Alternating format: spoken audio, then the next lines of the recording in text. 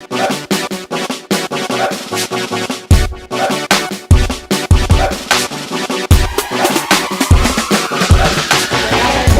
when I'm thirsty. Drink.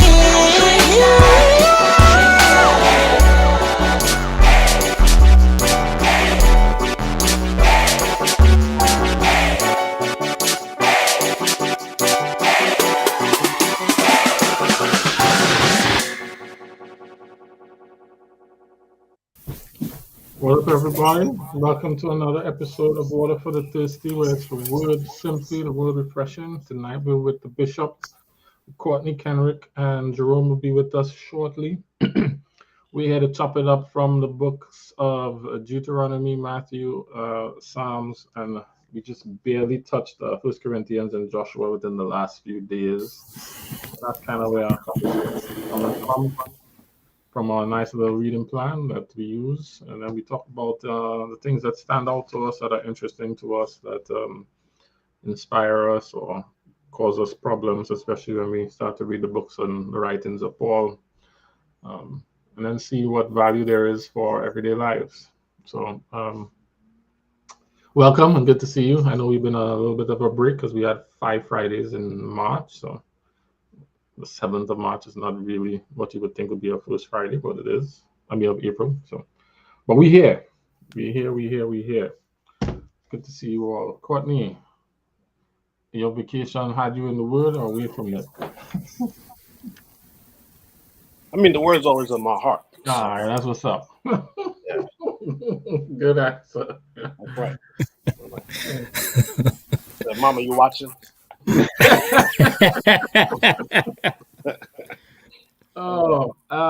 Kenrick, were you and Khalif talking about anything special, anything in particular that made him say, hey, I'm considering? I know he got called away, but we were, but we technically hadn't gotten there quite yet.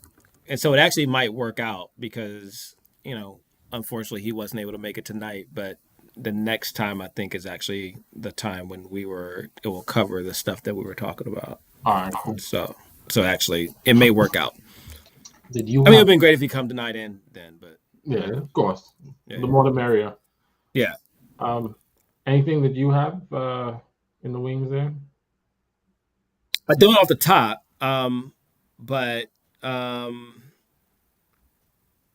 I'm going through my notes now, so if you come back to me, I may have something later. All right, cool. What you got?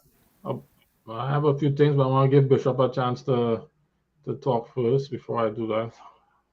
I actually did not read. That's all right. How far back did we go? I thought you were being rude and asking me how far back have I not read. No. See, that's the thing. That's that selfishness. It's not always about you. I was just asking. I'm really not that important. No, I was trying to figure out how far back we went on. Let's see. Because I have notes. I'm just trying to figure if they all kind of run together. Let's see. We are April 7th. 17th is the last time. So yeah, the last time we were here was the 17th. Yeah. So 17th through the 7th. 18th. Got you. Okay. All right, cool. So I'm looking through my stuff. Yeah, man, run with yours and we'll see what we got. All right, cool. All right, well then I will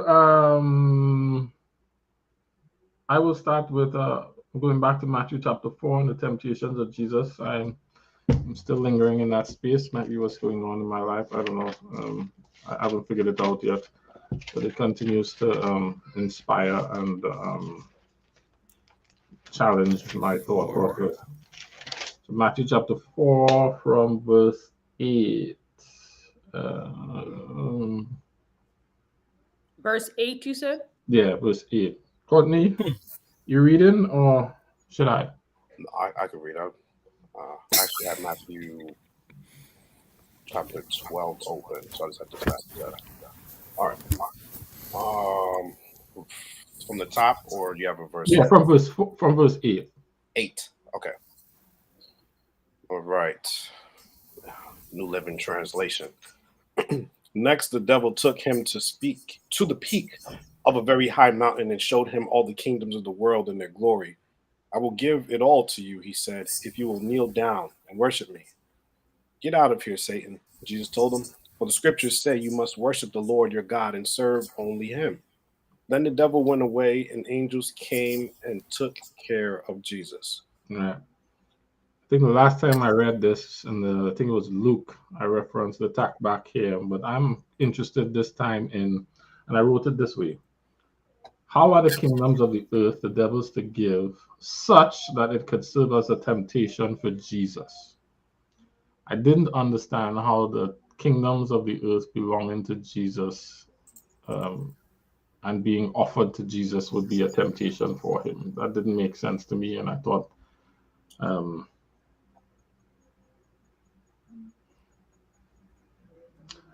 I thought to raise it.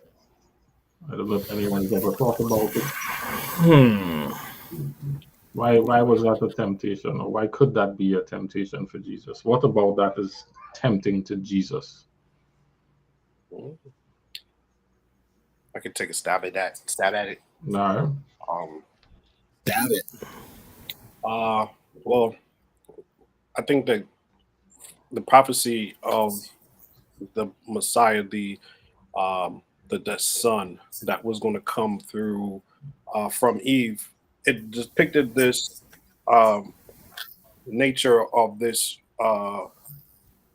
fight between her seed and the adversary, and I think that was something that, I mean, it wouldn't be necessarily pleasurable, you know. So I think that it was just presented in a way to say, hey, you don't actually have to go through this path. I can give you what you're trying to get without you having to go through this particular way that God had said that you were going to go about doing this. So it's the avoidance of the path. It's the shortcut to the destination is the temptation. Right. I think so. And then to add to that, I think that in Job, in the first chapter, we see that and because Satan's in the position of being the ruler of this domain, so it would be his to give, essentially. Like if he was installed as the we won't say ruler or just say this is his domain. He has dominion over this, and so he can say you can have this or so forth. So I think again it's just some kind of loophole. Like, hey, you don't have to go through this way. All you have to do is do this. But Go ahead. go ahead. It's fine. No, go ahead. I have another opinion. You might be commenting on that. No. So I guess my comment to that is he can't change I mean, I guess the whole point of the process is to figure out who's with you and who wants to be a part of the kingdom and adhere and obey and love. And if you don't, then you're out. So it's like, so either way, he's got to go through the process. Unless he just wipes the people out and takes who, you know. I don't understand how he can. I'm with Jared a little bit on this. It's like, I don't understand how it's his to give because there's still a process to be made or you actually have to go through. Not the kingdom of heaven, the kingdoms of this earth. Same difference. The kingdoms of the world. If he gives them the kingdom of the earth, then what's that mean? I mean, what's exactly, and why is it a temptation? That's and why is it? Yeah, no, that's what I'm saying. So it's like, but I'm saying it's like if he gets the kingdom, if right, like, so what's the object? Like,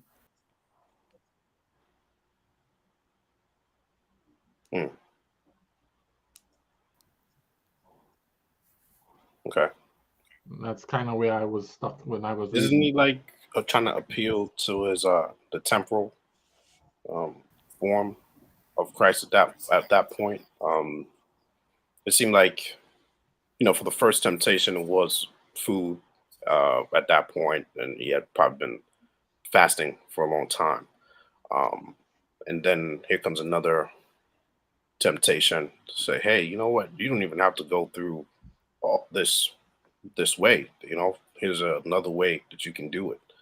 Um, again, I think there's a temptation for the Christ in the flesh, like what his humanity would have been seeking, maybe something easier way.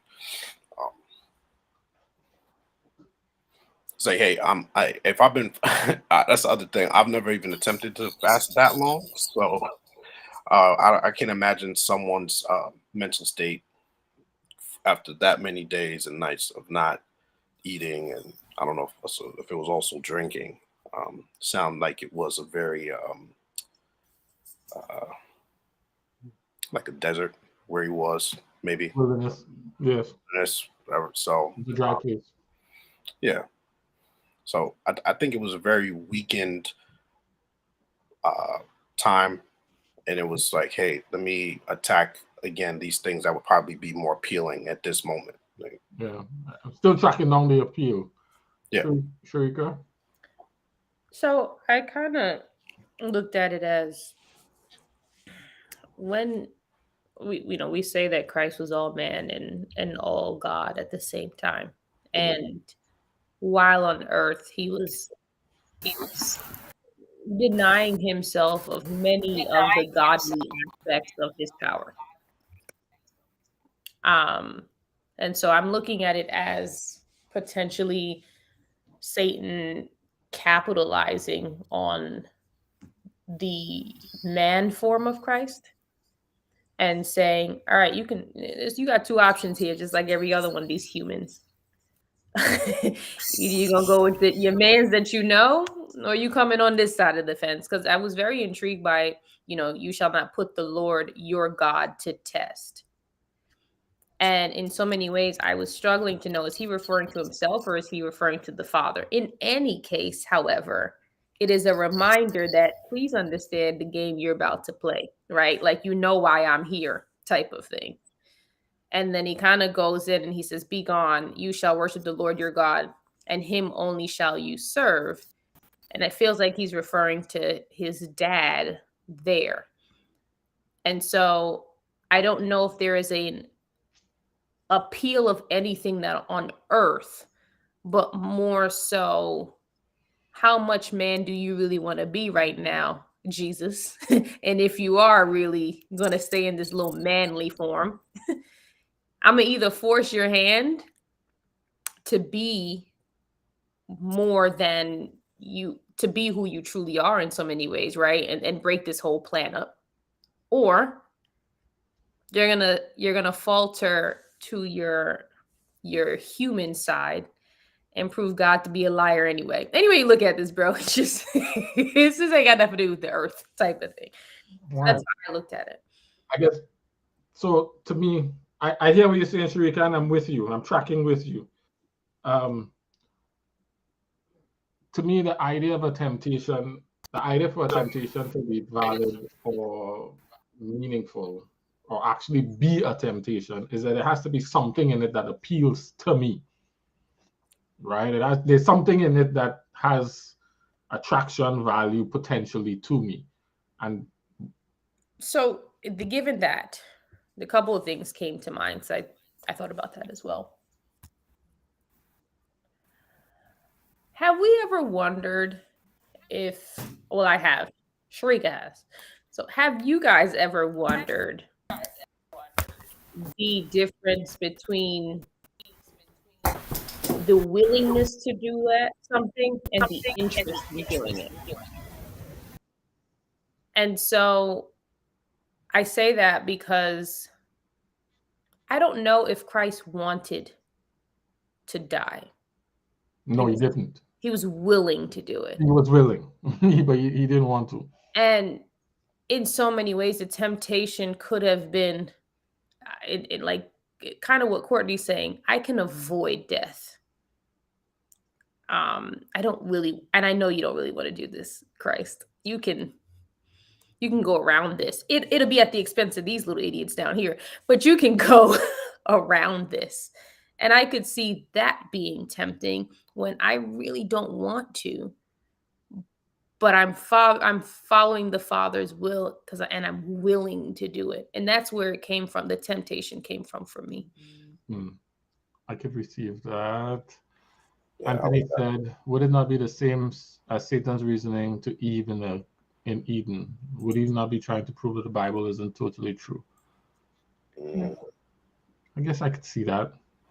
It's a little stretchy because I feel like the one thing that Eve didn't have was perspective, right? Like, and you can capitalize on that. Once I can give you context and perspective, like I can change your opinion on anything.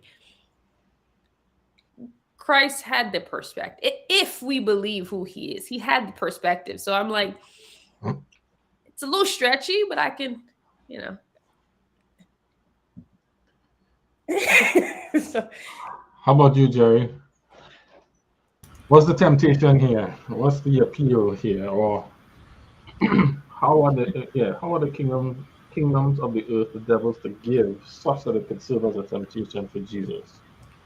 The way I looked at it is he was probably trying to get Christ to think he could win us back, but without the cross. Tell me more. Well, since Adam and Eve basically gave their autonomy over to him, and I don't know if he was saying, well, look, I'll give what they gave me back to you if you bow down to me, which is kind of reverse logic, because then you're saying, well, you will win them back, but now you're in servitude to me, so it's still in the same. But again, to Courtney's point, and even Sharika, if I can be I'm not me when I'm hungry, right? And that's after a couple of hours, so much less 40 days, no food, no nothing. Who knows what frail state of mind he's in. And they always said it's part of the reason God says to be sober and vigilant is because in order to understand things, make sense of things, you have to be in a particular mind state. And if you're not, it's pretty easy to pull one on you, right? That's why magicians and all of that, they always try to misdirect you or distract you, because if you're not focused, they can. So I logically, I don't know how much sense it made, but I think he was probably just trying to pull one over on Jesus and be like, yo,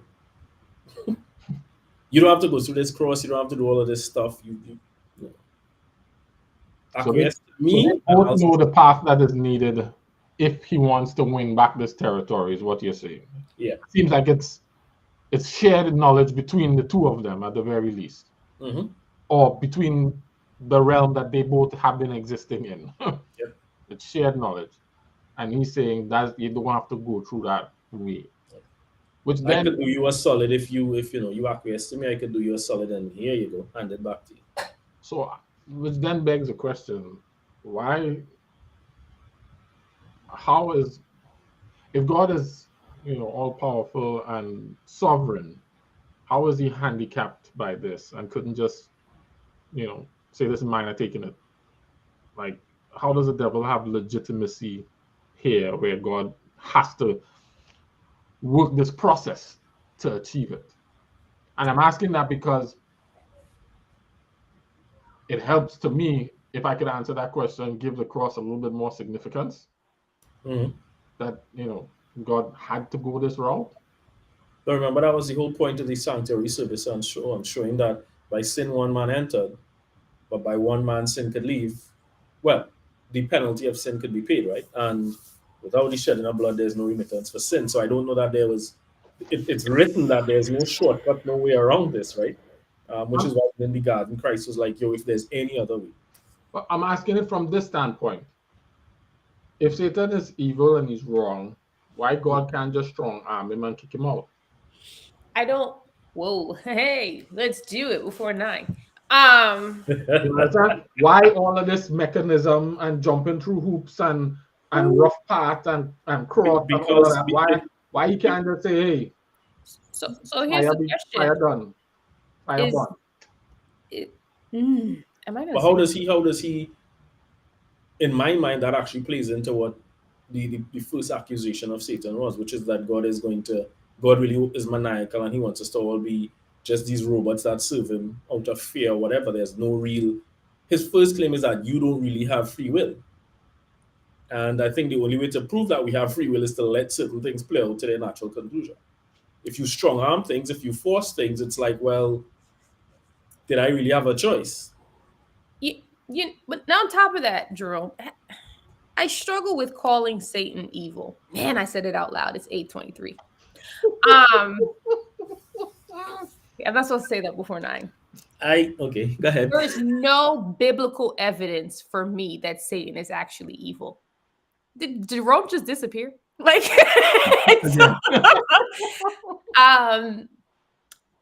he may not be. What Satan does is play on our lack of context. It's really what it boils down to. And there's only one person who's ever said that he's actually evil, and that is God himself. We have not necessarily seen his evil play out outside of the Father, the Son, or the Holy Spirit saying he's actually evil. If anything, you've seen the Father cause more, quote, evil in the eyes of the humans than Satan himself. And I say that because that's the ploy. Oh, thanks, Batman. You're not even listening no more. I hear you. That man, it gets so controversial. It's so early. That is the crux of the matter that Satan is saying. Like, that's his whole crux. Like, I didn't do nothing. Like, all I did was provide an alternative point of view that nobody don't like. And it goes against our monarch. And by default, y'all said I was evil. But show me what I did that was evil outside of perpetuated thought. This is outside of the war in heaven. Even the war in heaven started with that guy ain't what y'all think he is. I gave you an alternative thought. But what's his So his leading a intent? revolt isn't. He has multiple intents. I didn't lead a revolt. What I did was I gave you an alternate perspective that made you go, No, it's pretty And clear hold in black on. and white. He led the insurrection in heaven. He was front and center, swinging them swords. He did not say he was trying Jesus. He was throwing blows, the whole nine. What he was saying was, y'all, this little monarch thing don't really work for me. Sarika, I hear you, but separate and apart from his speech, he straight up physically led the insurrection. He's like, Based on who? Egg white? No. Based on what? Based on who? Revelation. Based on Revelation, based on these secular writers like John Milton, who were Paradise Lost, Paradise Regained. There are lots of people who were inspired outside of Egg white. But the point is, but I'm not talking about them. I'm talking straight. He physically led the insurrection. If you actually look at the Hebrew origins of the words, like when he said, I will ascend. The ascend is not just ascend in the English term. Remember, English is only 600 years old. It literally in the Hebrew means fight your way physically to the top. So this wasn't just a war of words. This was him throwing bows, knocking if you buck, whole 9 yards. So it's let's which is the thing with him. He talks, but then he also does. Let's explore this, right? Let's explore. Yeah. I'm gonna push that. I'm gonna push it a little bit. Damn, Kenrick, fix your face. let's explore it. Let's go. So while we're doing the exploring, I want that whatever exploring we do stays in the context of the conversation. The conversation of evil, right? Like, well, not the conversation of evil. The conversation for me of legitimacy, right? Because not just in this verse in Matthew do we see that Satan has this legitimacy, but he's allowed to exist with this legitimacy, and it can't be taken from him by force. Or I guess it could be taken from him by force, but it's not being taken from him by force. Right, and it won't. Right? And you even see that when John in the Revelation starts to talk about the beast and the dragon, And the dragon having this authority that he just dishing around to people and handing out to the various beasts, right?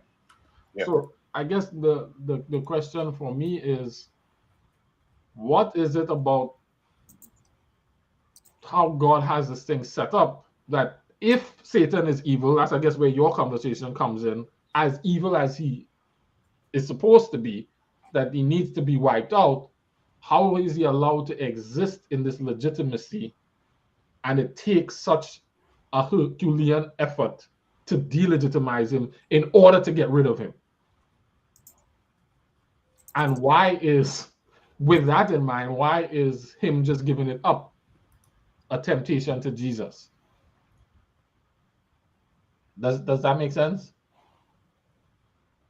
Mhm. Because I'm just, trying to figure out, but if God is all powerful, as we say, and Satan ain't acting right, and he's get rid of humans that way, why? How is he allowed to exist in this legitimacy? Right? Where it's like, yo, you can't do nothing. You want this? Come and get it, is kind of what he's saying. Oh, I could give it to you, but then if I give it to you in this way, then you owe me still. So what you want to do? So, isn't that like the wheat and tares kind of concept? Sorry, I gotta find the verse though. Like where? Sorry, let me find the verse first before I finish my thought.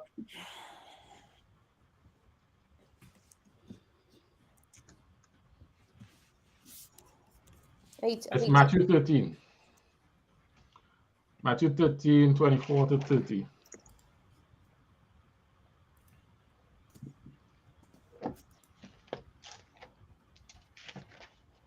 Again, just so we don't lose context, I'm trying to figure out why is this a temptation for Jesus, right? That's really where we are. But in order to figure that out, I guess we have to unpack some of these other ideas. I right? have a thought that is unrelated biblically, so I will hold it and to see if I can prove it biblically. So far, the message is it's a temptation to Jesus because it's a shortcut to buy. Oh, sorry, Kenrick. It's a shortcut to. No, you're not muted anymore. You're not muted, Kenrick.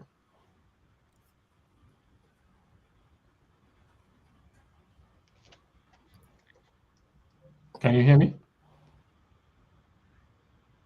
Yeah, you're not muted. We Can you hear me? Yes. Yeah. Oh, it says it on me. Oh, now it just popped up. Okay.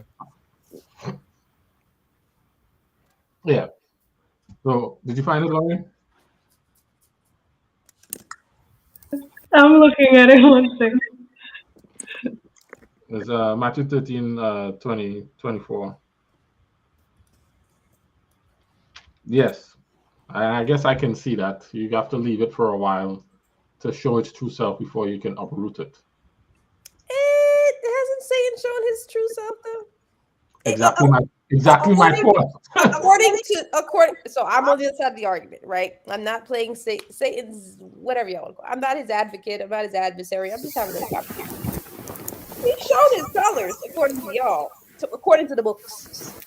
So what we plucking him out? So can I? I was having this conversation with somebody the other day, and it's all in line. So I agree with Lorraine on this one because I think it 100% is him. They have to occupy and kind of go through the process. And I think the wheat and the tares actually is a really good analogy here because it gets back to what the purpose is, and like in the garden, from my perspective, the purpose, like everything after Eve and Adam did their thing, has always been about reconciliation, right? And so if it's about reconciliation from Jesus's and God's perspective, it's the eyes on the prize, right? The prize is reconciliation with my creation, right? The evil part is Satan being able to do or willing to do whatever he can to prevent that reconciliation from happening, right? So I always talk to my wife, right? And, I tell her never, like, it's not, if she walks in and I'm with some chick, it's not the chick's fault. Hate the game, not the player. It's me, Hate the game. right? It's not my responsibility is to like it's between me and you. It's not her fault. Like leave her alone. The issue's with me and you, right?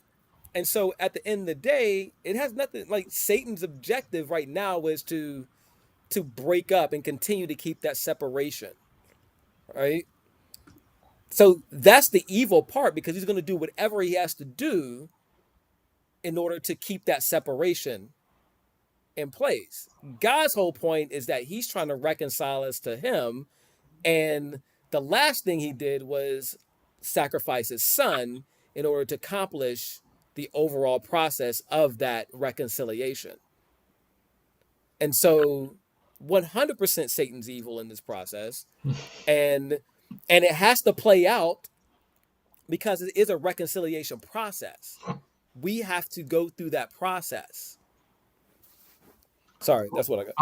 I'm a before I take Sharika, I'm gonna add this thing. There's this show on Paramount Plus. I think it's Paramount Plus called Evil, right? It's an interesting show because it makes you explore what evil is and what evil isn't.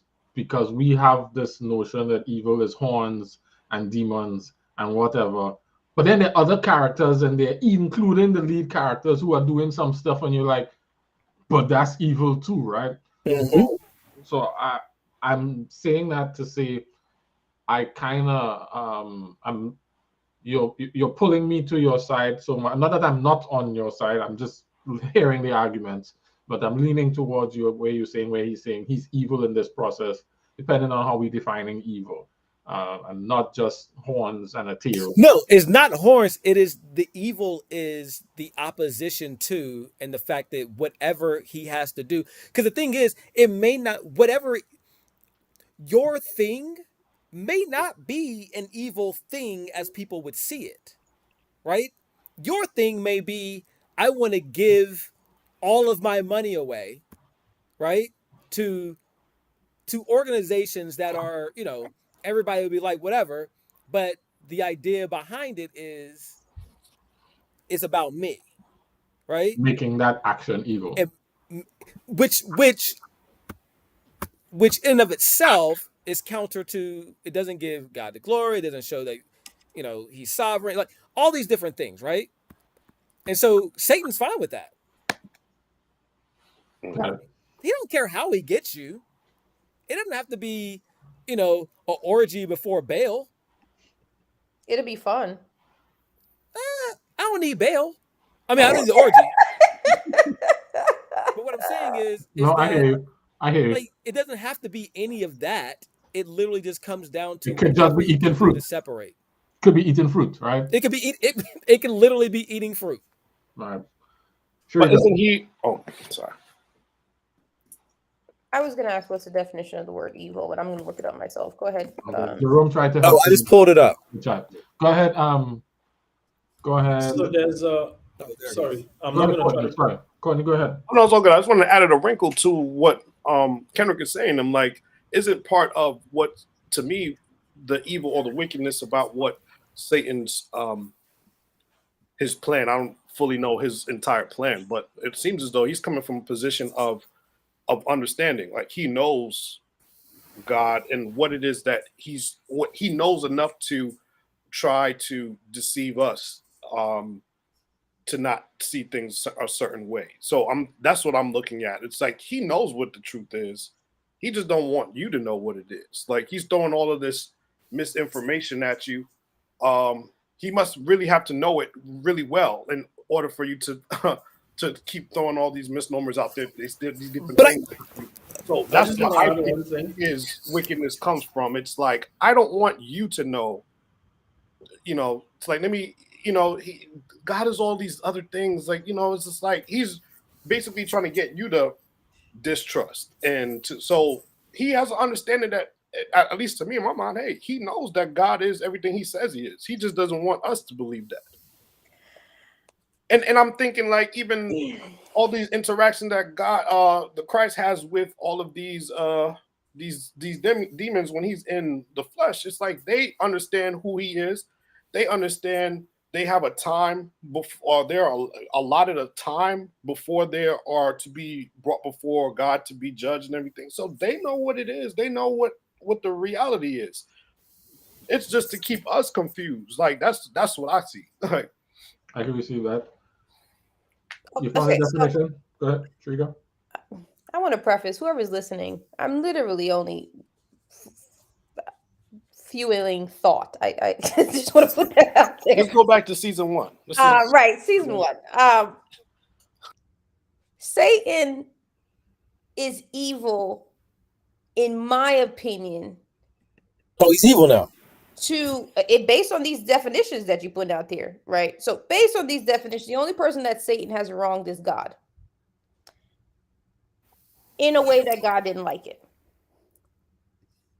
because he decided to put himself, or he decided to question the hierarchy. I would go with challenge the hierarchy. So number one, I think that's what I'm saying. For me, questions and challenges is you're 100% right in that. This has nothing. Satan has nothing to do with us. Disagree again.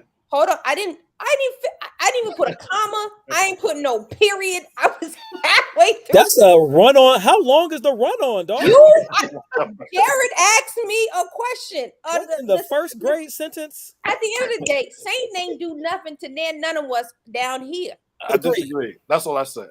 Agree to disagree. You disagree with that? He didn't do nothing to none of us down here. Yeah. All he did was provide you. Because even in his questioning and his whatever he's on, because it's like he's hitting you with the 3-card Monty. He really wants to take control of the heavens. He want to be the Almighty, and at the same time, he's over here trying to trick everybody. To Sharika's point, we're just the byproduct. It's not for us. That's what I'm saying. Why can't he walk alone? He has to bring people with him. He need company. Why he need company for? Somebody else's beef. Why he need company for? Courtney, that will help make Kenrick and Sharika's point. Yeah. We are the children in a breakup between a father and a mother. That's it. Okay. Right? We are those children.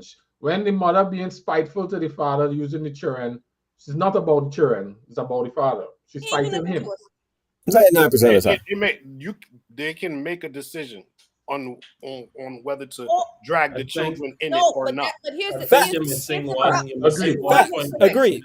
Yeah, guys, you're missing one very important point. Satan knows he cannot be God. Let's be very clear about this. Right, but there's one point you're missing. What's that? Separate and apart from his issues with God, he's very hateful to us because he sees us as the beneficiaries of something not even the angels could have received, which is the ability to procreate. We are the only thing God ever created, not even the angels, that are in his image and likeness. So all the hate and spite he has for God, he has an almost equal amount for us because we're in the image and likeness of. Plus, we have the ability to procreate, which he can't. Well, that's what I'm saying. Because the child look like the father every time you see him. Right, but we also have the ability to procreate, which he despises. You think he's doing this because he can't? He can't have sex. Try to get into his mind. He can't smash. Nah, I'm sorry. The angels already smashed the humans. We already got those walking around. We're dead. Well, anyway. Yeah, we got LeBron. Right. That's not and all the big boys. Like they're big. Here's the thing I have for you guys. There is no evidence of Satan harming humans directly. Satan has an issue with my daddy. And as a result, to Jared's point, you upset at my dad and okay. So then guess what? When you come over to visit me, Eve, let me tell you about your daddy. Let me tell you what your daddy wants you to know. Let me tell you what your daddy, again. Let me change your perception of who your father really is. But at the end of the day, what he also says, look at your father killing y'all. All he's doing is giving you an ulterior fault. No. So Sharika, this is where we part. This is where we part ways. View of God. Why are we blaming God for the death and stuff? I never mentioned blame. What I'm simply saying is a lot of people believe that Satan really gives two rats behinds about humans. In my personal opinion, this is my opinion only. Satan is evil in the eyes of God. Okay. This is a God and Satan issue. And a lot of times we think, oh, well, I did something bad. This must have been Satan. No, that's you. Satan has an issue in most cases with my daddy. And I happen to be the child that keeps going back and forth. And All he's right. offering a perspective that gives me more things to think about that I then can act on if I choose to act on it. So if you give that child all that candy and all the other stuff that it wants, and not tell them what it does, and your father doesn't know what you're talking about, that's not doing the children wrong. No, because I could also turn it and say that Come your on, father man. should have told you what this candy's offering you, and they didn't So, give it to you anyway. so Courtney, Yeah. in almost all instances that the Bible documents and that I could even think of, people have an awareness of what God wants. In fact, Romans says that. They know what he wants, they know what he doesn't want. So that kid coming over knows that daddy said don't eat candy, but mommy's gonna give it to me to spite you. I have now a choice whether I'm going to eat the candy against my father's wishes or not. I didn't throw it down your throat. I didn't put it to you at night. I didn't drug you and give it to you. At the end of the day, I offered you an alternative to say that candy ain't gonna give you them cavities today. That does. But I guess my only thing, Sharika, is that I don't think whether or not it's directed to God or he affects us because he's trying to get to God. I don't think that minimizes the fact that he's evil. That's to I guess that's my I guess that's my and only I so guess that's my only what caveat make to what what you're. so here's the question. If I'm putting my religion aside. I'm saying if I were someone just thinking about this holistically, right? When you see the things that the Bible has recorded that God has done Mhm, versus the things that the Bible has recorded that Satan has done, mhm. based on our definition of evil being vicious, brutal, savage, violent, dangerous, ruthless, malicious, wicked, like roguish, mischievous. The Father be doing some stuff out there that exemplifies these things from a human perspective, which is why I'm saying from a God to extraterrestrial, let's call it Satan that right now. They are evil to each other. But from a human perspective, I don't see where we would say that God himself from us is any less evil than Satan outside of the fact that God said he's not. God gave you the definition that says, I am good, Yeah. and this person doesn't like me, and they don't like my position, so it makes them bad. That's all we have for a definition of evil. But when it plays out, which is why some people may struggle with the idea of God being good, these things are recorded from human mind of being evil, and God our Father and whoever else is involved in them. So I'll Well, challenge that a little bit. But well, let me take this comment and then I'm gonna challenge that and then come back to all the rest of the pushback there. Batman is saying, what about possession and throwing people into the fire? So I'll say this. What about the pigs who the spirits went into? When the spirit went into the pig, what did the pig do? suicide. He tried to kill himself rather than have Suicide's a the thing live in him. suicide. One of the things that, and I only know this because I used to spend time, I used to collect the Exorcist movie collection and them kind of movies and things. I used to spend a whole lot of time there and study that kind of thing. So one of the things I've come to understand about that whole thing is that it's never forceful. It's all voluntary. You accept those things in or do things that invite them in. And then you yield control to them. So even if you're talking about that, the pigs didn't yield control, and pigs knew better than to yield control. And sometimes I didn't know this is what would happen if I yield control, but you still did. So I just wanted to put that out there to respond to this. To Sharika's point, one of the things that is helpful in reading the Bible, or that I've noticed in reading the Bible, is that when you play the whole story out and you zoom out of let's say the ground opening up and swallowing the people. And it's one of the conversations that we had when Lyle was on. When we zoom out of that story, we see a God who was very long suffering and patient before he got to that point. And he didn't just show up. He didn't just show up there. And that vicious act had ramifications in the same way chopping off a leg, right, would be saving a body, right? And so one of the things that he does by allowing the things to play out is to show and reveal actually what his character is. So it's actually more than just him saying, I am good. If we are objective and look at the whole story beginning to end, you can't help but agree with that conclusion.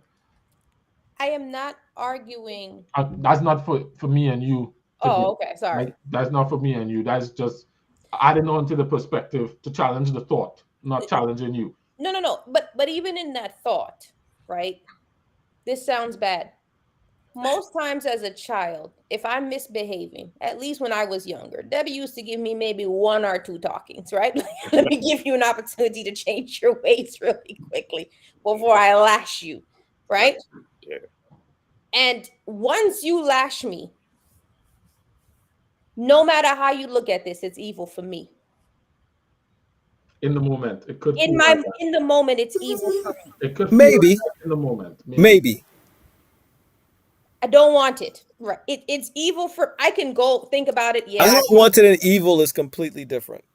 Again, I'm To arguing. a child, no. To a child, if I don't want it, then it's evil. Once I'm not getting my way. Oh, Once, yes, one Yes. in that moment. Once it's my father, my mother doesn't like me. She's being evil towards me. There were other ways to handle this. She could have told me one more time. She could have done whatever she wanted to do. Henrik, haven't any of your daughters said to you, they wanted something from you? It could be ice cream, it could be for you to play with them or whatever. You didn't do it when they wanted it. And it's like, you don't even love me anymore. well, what I'm saying is, the only way I knew it was Sabbath was because I got beat. So like, I didn't even look at the sun and the sunset and all that stuff. Like it was just like, so you're talking about like lashings and all that. And no way, there might have been one time in my entire life where I thought my parents were evil for what they did, and it wasn't even a beating. So I'm just saying, I don't know. Not my parents necessarily being evil, but evil is being done to me in their actions. I'm not saying my mother is evil. I'm saying the action of what they did is a yeah. I'm saying It's not universal. I'm saying maybe it's subjective. It's subjective. At the end of the day, if we're keeping that in mind from a child's perspective, and we're talking about these 2 beings up atop, right? We're one of them I can see is evil towards me. The other one is simply saying, your daddy is real interesting over there, Why you keep following that guy? that's evil, dog. It is a perspective. Yo, And then it goes as far as to say, and I'm not saying this is right or goes as far as to say, and every time you question that man, he just smacks you up. Is that really good? Hey, that's fair. You know what? Because the father says the same thing about Satan. He said, you know what? You follow him, that's going to lead to death. And if you follow me, that's life. So it's the same argument on both sides of the fence. It's not the same argument. No, the reason it goes back to what started the conversation. Yeah. The biggest differences. And I'll come back to the point you raised about your parents being evil. Well, your parents doing evil to you. Because I think that is the crux of the matter. Let me deal with that first, as a matter of fact. Us not getting our way, being able to do everything we want, when we want, and how we want, which is very childish and immature, is why we consider God evil and not the devil. Because God is over there saying, like, there's a speed limit, there's barriers, there's this. We see it as restrictive. Now, anybody with a brain knows freedom without law or restriction is lawlessness. And that's no good for anybody. Right? For everybody. Right. But Satan's argument is, no, man, identify as what you want, do what you want, live how you want is all good. You don't need to listen to him. And the reason all of this stuff, the world as we know it is going on, is because God is saying, let's see if what he's saying is true. Let's let it all play out. Let everybody, hold on. Let everybody do whatever they feel like doing, when they feel like doing, how they feel like doing it. And how has that worked out for us? Hasn't worked out. So then the question becomes, who's telling the truth and who's lying. The reason I shared in the chat what the Hebrew definition of evil is because I love the fact that part of being evil is immoral, sinful, malicious, evil-minded, bitter.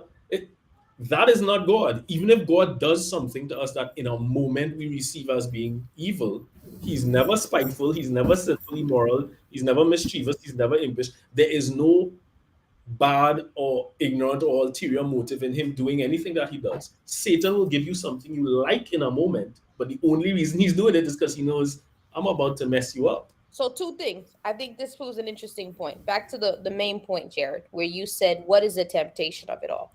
If Christ is in his full man form, that in itself is the temptation of it all. In his full manned mind, the idea of the alternative thought that my father, I really don't have to do this. Like, this, do I really do? Ooh, child, there's another way out. I know because there's an alternate perspective that gets thrown my way. I also have power down here. You're in my spot. I just showed you my kingdom. I just showed you what you really want as a man. As a man, as a woman, what you want is this. You know it, I know it, and I can give it to you because it's mine and it's been given to me by that same guy that you think is running this show. This is my show. You in my veins right now. As a human, that's what you want. That's a temptation of it all. Which is why he's like, whoa, whoa, whoa. I can see him like being like, in your hunger, as you said before, my mind ain't too tough. Whoa, whoa, whoa, whoa. Right. Matter of fact, leave me alone. Please leave me alone. Because that thought actually might make sense in the mind state that I'm in. Yeah. Secondly, to your point, Jerome, and people ain't gonna like it again, 8:54 p.m. If the rule is set by one person, then anything against that person is considered sin. Yes, absolutely. That's definition. Ungodly is evil. It's ungod. Yes. If you don't think that if you want to run a democracy instead of a hierarchy, which is basically what in so many ways we're trying to take down the hierarchy. That's all Satan is telling you. The guy who's running the show is telling you that I'm bad. Of course he's telling you I'm bad. I'm going against what he said. But is that really what should be going on here, folks? The challenge, though, Sharika, is from a human perspective, the person who knows how to run the thing best is the designer and creator of it. So he can set the rules. If the created thing decides, you don't really know what you're doing, I think I know better in the thing that you've created, that becomes a problem. So while you are correct that anything against him would be evil and ungodly, and Satan could make that argument, understanding that he is the creator, it kind of gives him the legitimacy to describe the parameters, as Jerry was saying, on how this thing should run so it will work optimally. And it will benefit and benefit everybody who's a part of it. His thing is like everybody that's talking about is the created. Right. Thank you. So the very premise of Satan that this man, this God ain't fair, this God ain't this God ain't that. In this statement, he's acknowledging the fact that but there is only one God. Almost, but that's why when people it's okay to say you want to challenge a hierarchy or something if you were like him, if you were equal to him, but you're not. You're created. So how are you even in a position to now say? But that's my. I never said that Satan. I'm one of those people that never said Satan wanted to be God. That was me. I've never said that. People believe that, but I don't believe that Satan never wanted to be God. He didn't like the idea of this hierarchy, but he knew he couldn't. He did say it though. He knew he could. Okay, I cannot be creator, but I could be commander in chief. And again, this is where Hebrew matters. The actual language matters, because when it said, "I will ascend," like I said, it's going to claw. He convinced himself that he could physically fight his way to the top and take God's godhood from him, because he saw godhood as a thing to be attained, which is why even in the antitype that is Christ, it says Christ, he didn't see godhood as a thing to be attained, but lay it down for us essentially. So both of them are operating from the same mind, not the same mindset, similar mindset, but Christ is like, I have this, I'm willing to let it go. Satan has convinced himself, now I could fight physically somehow and get this, which is what you see in all of these Gnostic and Masonic and whatnot teachings, where there's this physical thing I can do, and somehow I'll transcend my created state and become a creator, become an architect, a mechanic, or whatever, which is... There's a hybrid idea between the two, what the two are saying, that kind of brings us together, brings the two ideas together. I think Sharika is right. He wasn't trying to supplant in terms of, I am now going to be him. He did want the authority that came with him. And I think, and I say that because what happens with humans and sin is that we place ourselves on the same level. So we are no longer wanting to be subservient. We want to have, I would put it this way, veto power or final say on the matter, right? And I think that's what he was looking for when he says, I'm ascending. I'm ascending to come out from under you, to be on par with you. Not to be you, but I guess in being on par with you, I am trying to be you because I am taking your role, so to speak. So that's where I think that we are saying almost similar things, because that's what humans are doing, essentially the same thing. When I sin, I am saying I am God in this moment, because I am doing what I think is best, not what you said. And when I bring myself up to God's level and challenge him, you see God doesn't take very kindly to that, because he one is on top and he's not sharing his space with anybody else. I think the thing it as the first of the 10 commandments. Thou shalt have no other gods before me. Don't bring anybody up to my level. You hear women say that all the time. I must be your one. Right? I ain't sharing this space with nobody else. Don't bring any level anybody up with me. You know, it's that idea. And you see, when you read the same verse that you're referring to, you see him saying that. Isn't it then that, because it's almost like we forget, we think what makes God God is the position he holds and not who he is. Well, yes, you're right. We think that we can make decisions as the creator, but we don't have not nearly the perspective, the expertise, the we're just not God, right? We might be gods in our own eyes, but the fact is we're not God. We have been created. We're not him. Yes. Yeah, well, yeah, fundamentally. Agreed. Yes. He was never created. We were. So we could think what we, just like Lucifer, he could think what he wants to think. Correct. But the fact remains, even if you physically end up in these, because here's the funny thing, the two covering cherubs in the throne room, Jesus used to take on the form of a covering cherub and the other one was Lucifer. So physically they're in the same space as God the Father, but Lucifer ain't God. It's a rule thing. It's a role. It's not. And I think to your point, we seem to think, all right, yeah, if I make this choice, if I act in the part, then somehow but you're still not. It legitimizes my state. Yeah, you're still just created, right? Yeah. So, so your question was, how was Jesus tempted? What was the temptation there? What was the temptation? Yes. Actually, the answer Sharika gave to that. You said what? I like the answer Sharika gave to that, because in the moment, in his frail mind, he's like, maybe I don't have to do this way. There's an easier way. Satan is the Lord of the air. He has control over this dominion. Maybe there's some arrangement we can come to, some treaty where, I don't have to go through all this excruciating. I could receive that, because that's what he asked in the Garden of Gethsemane. He's like, are you sure we have to do it this way? Yeah. Right. So, go ahead, Laurie. Isn't that easier? Right. Right, because I was going to say, my statement might sound blasphemous, but my thought, I always found it hard to understand fully God and fully man at the same time. And so the best way my brain could process it is somebody with like multiple personalities. It's the same person. But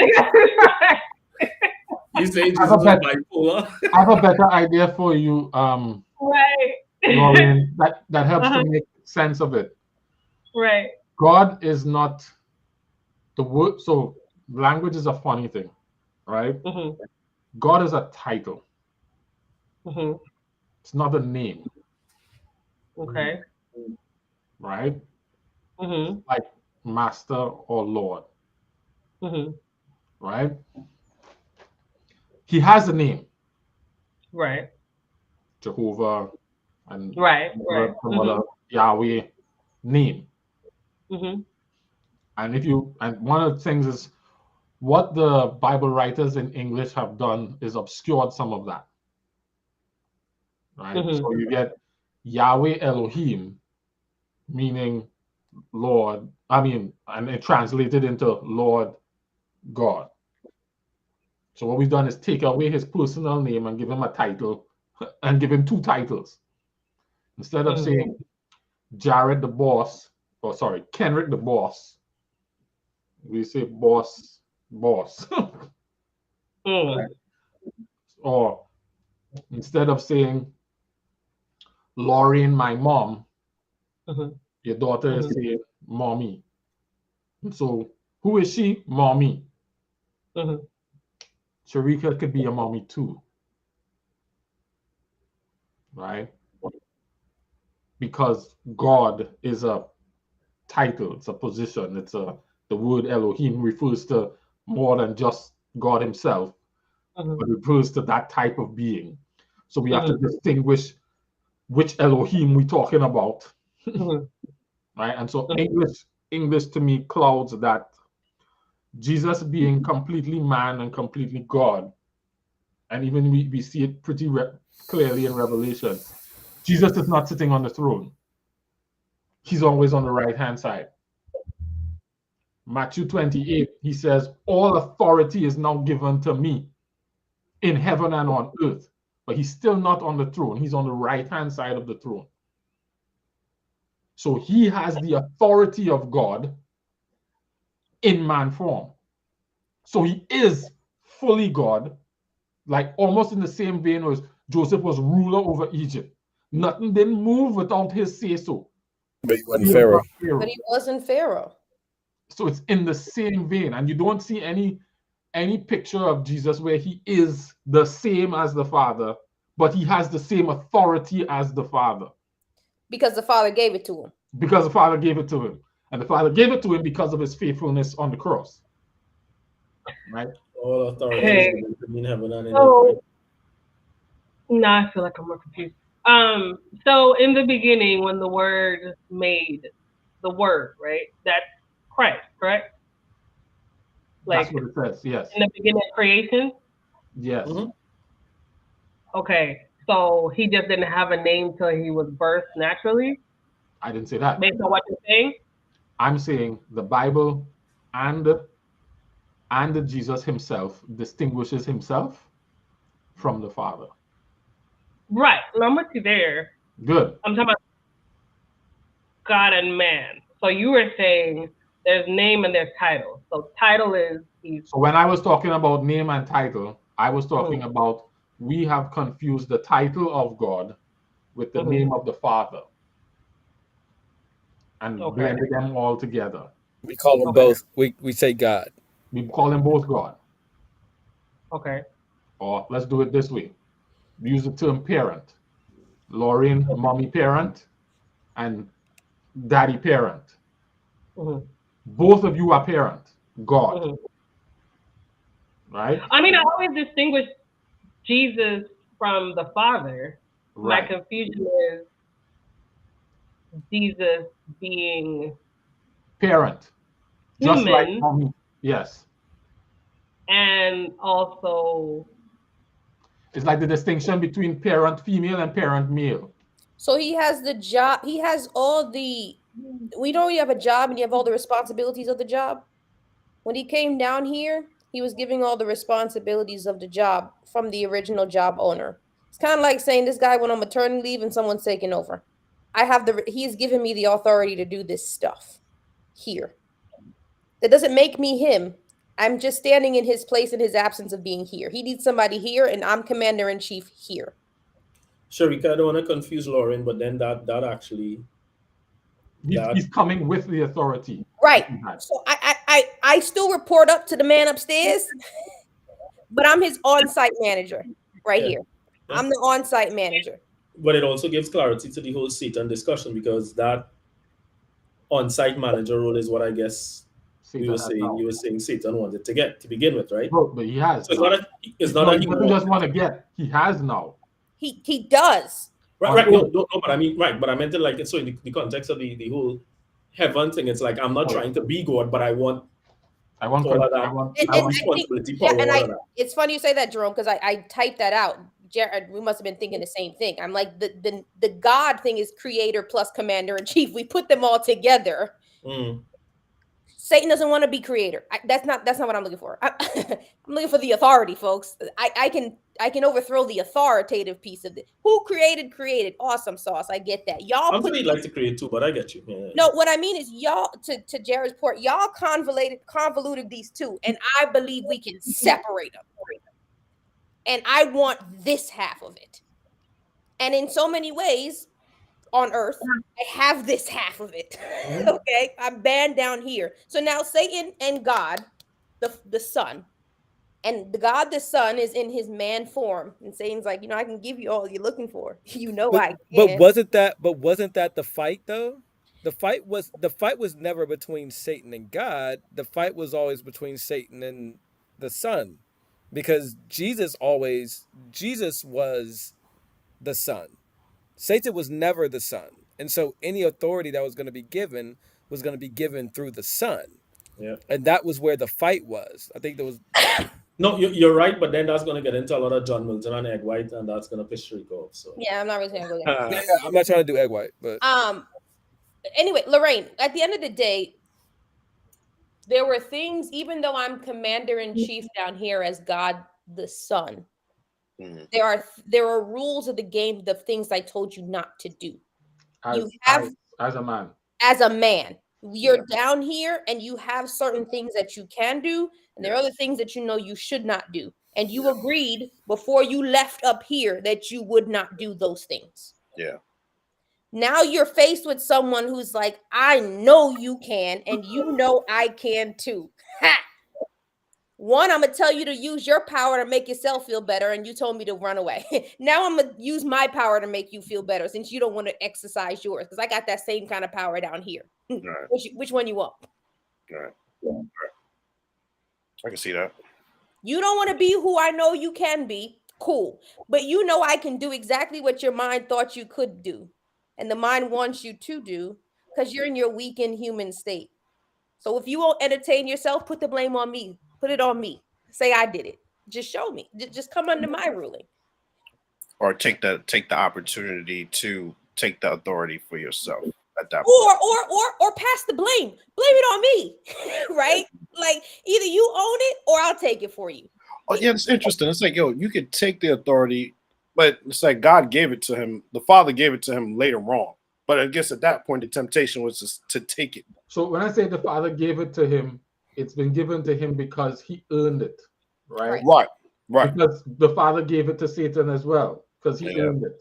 I guess there's some cosmic set of rules or guidance. Yeah, there are nuances that allows them to earn the right to have, and so there's two levels it appears based on what Jesus is saying and what Satan is saying. He has authority here on earth.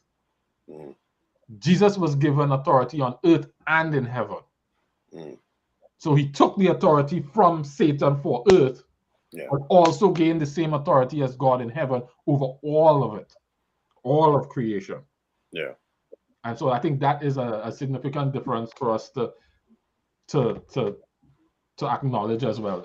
Satan did not have heavenly authority. No. I don't want to get into never mind. Go ahead. You can do this on the after show. People are probably confused. Because I think all that we're talking about is bringing us back to where we were to start. So it's all good. Ask the question. No. Go ahead. Let's just, because I don't want to. It's already gumbo. I don't want to. So Lauren, going back to your question, do you understand fully God and fully man using that kind of analogy? No. Okay. Let's stay in the parent analogy. Are you fully parent?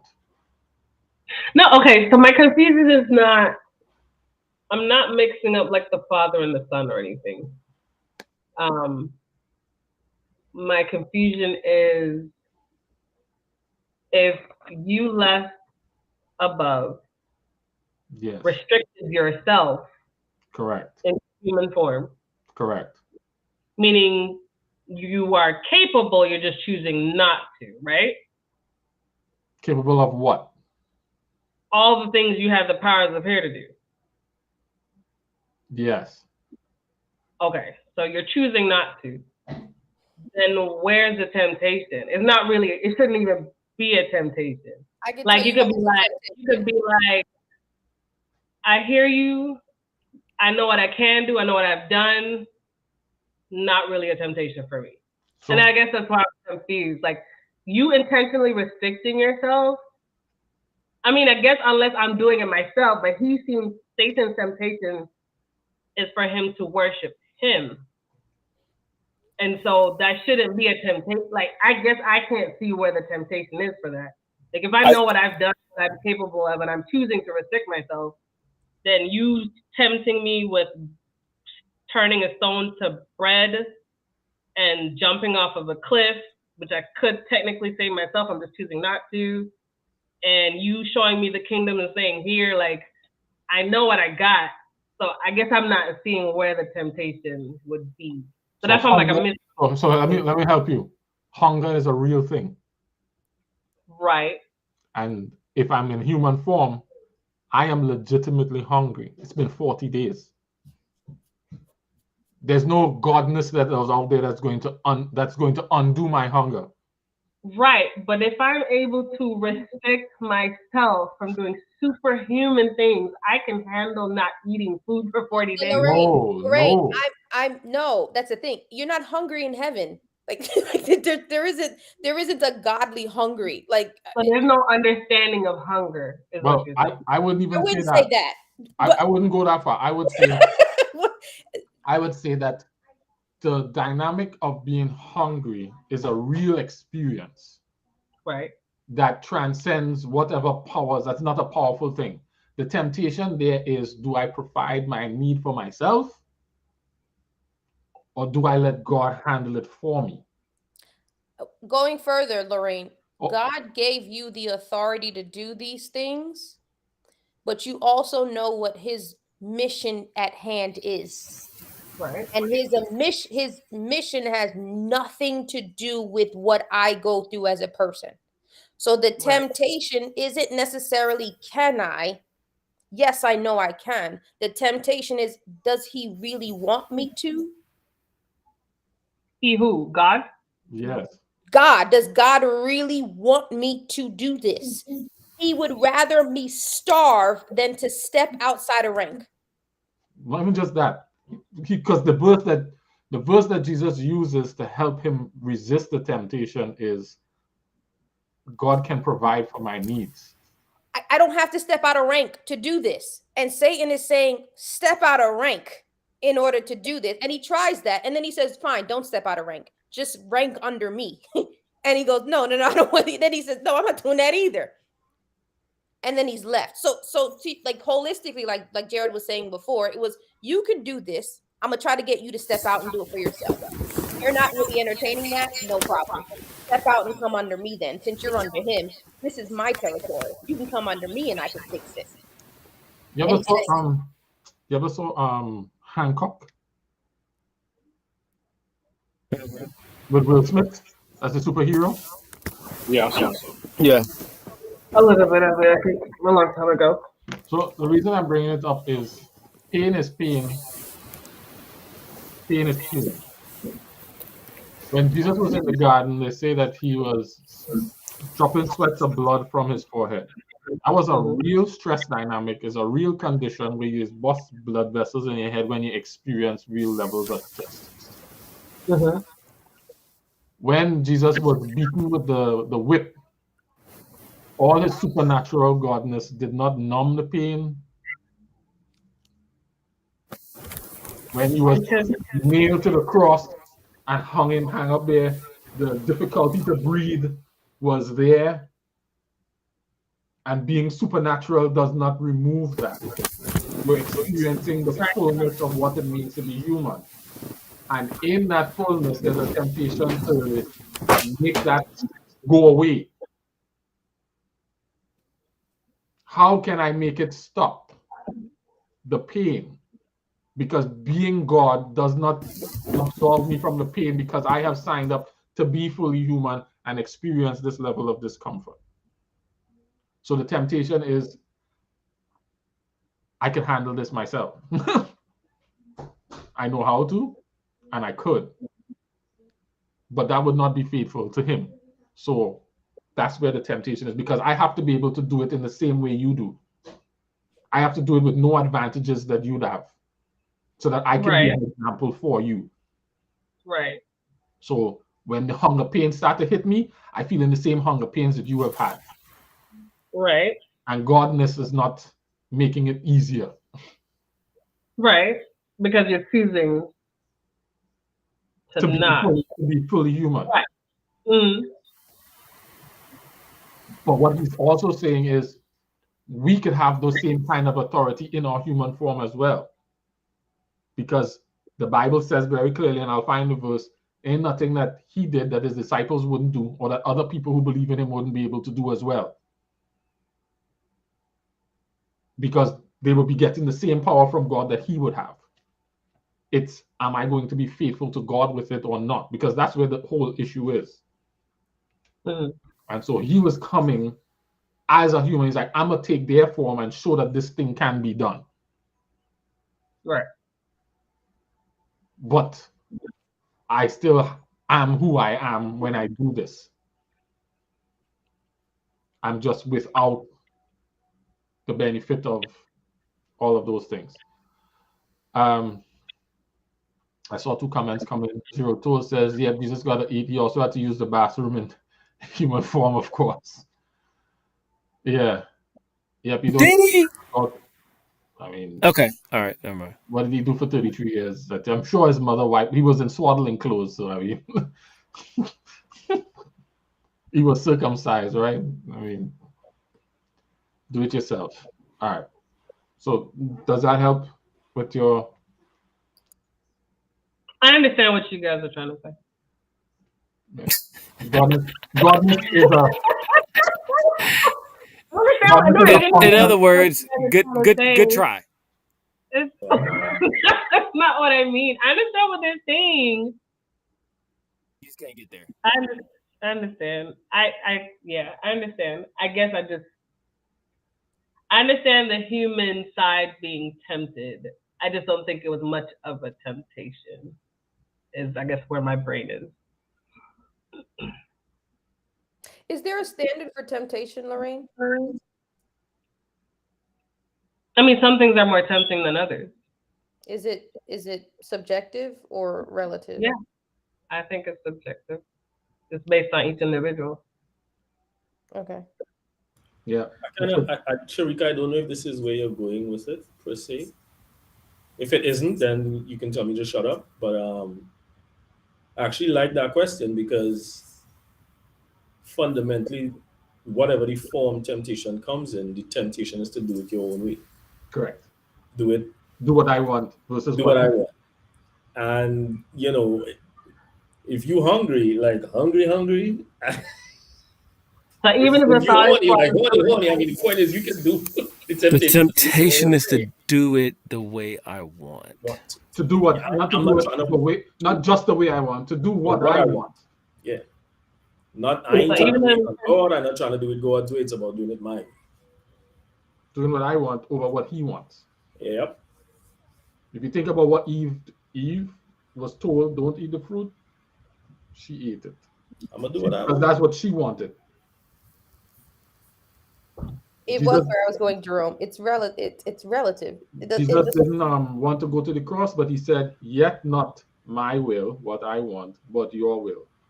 And that's the danger in us judging anyone, because there are lots of us would say, "I'll be like, oh, I'll never do that," which we should never say, because we don't know what the person was going through.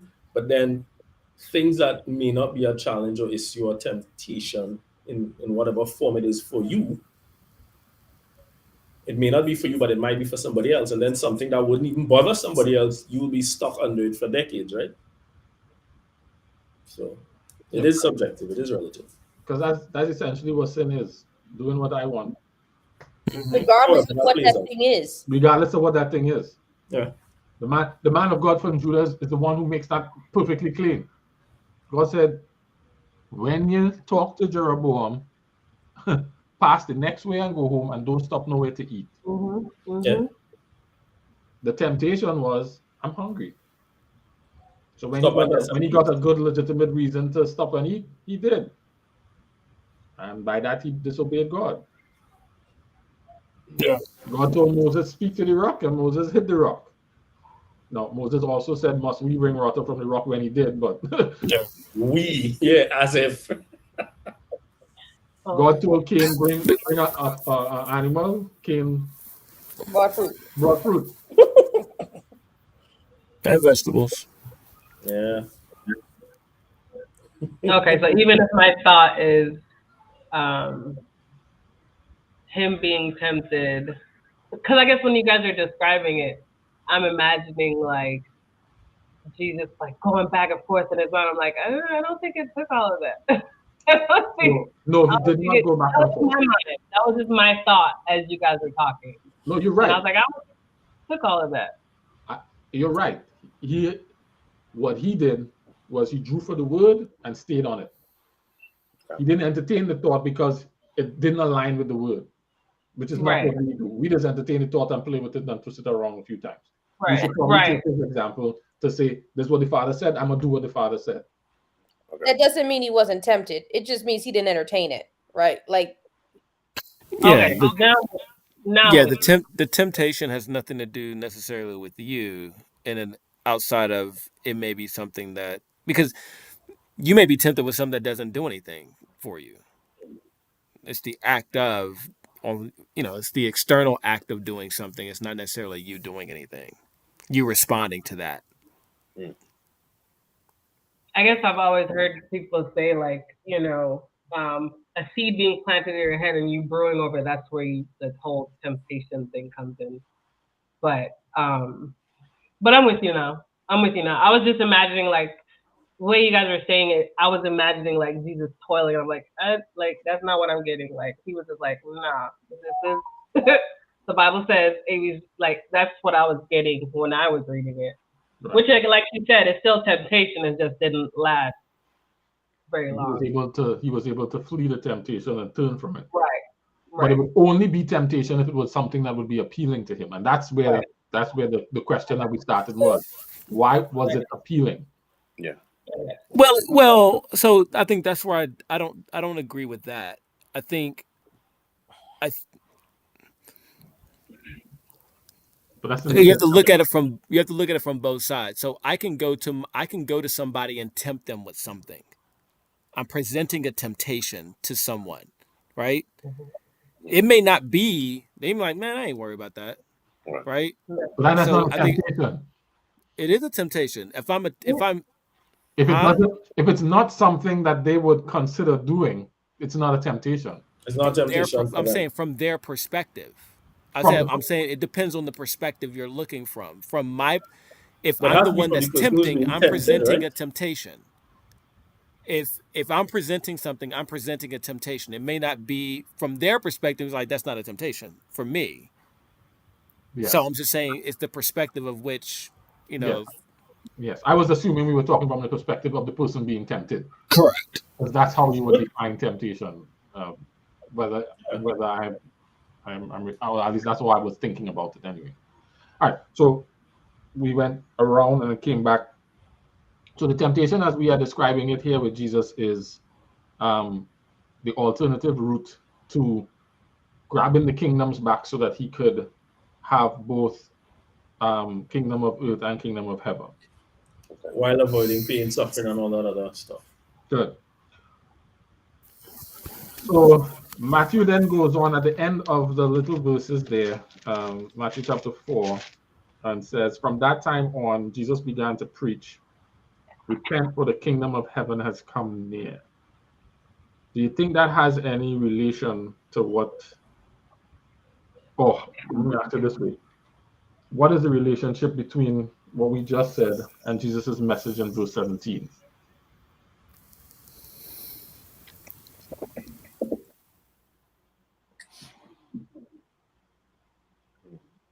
Is there any relationship between that? I think we're talking about a kingdom that was currently in play, led by Satan. We've seen various things, in the scripture that kind of back that. For instance, in like Daniel, like I remember reading this part about um, there was an angel messenger trying to get to Daniel to give a message, and he actually talks about it's like Daniel chapter 10, and he talks about how there's this spirit prince of the kingdom of Persia that was blocking him. So I'm assuming, like again, Satan's here, and he's giving certain of his minions certain pockets of power in certain regions. So now Jesus is saying, I've come, the kingdom of God has come. Like now I've come to challenge this current authority or and to then reestablish God's kingdom here. So now I'm come to overthrow this. I've come um To reconcile the breakaway colony right. and bring it in under the kingdom of heaven. Yeah. So it's not enough to just rule the earthly kingdom and be the ruler here. I've come to become the ruler of this by becoming the ruler of all of it. Right. We were in Matthew chapter 4 from verse 8.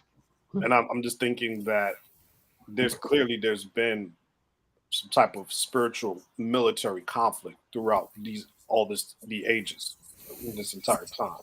And now this is the time where the plan that's been working out. Now this is like maybe like the final act of it. Like this is where we're going to go to the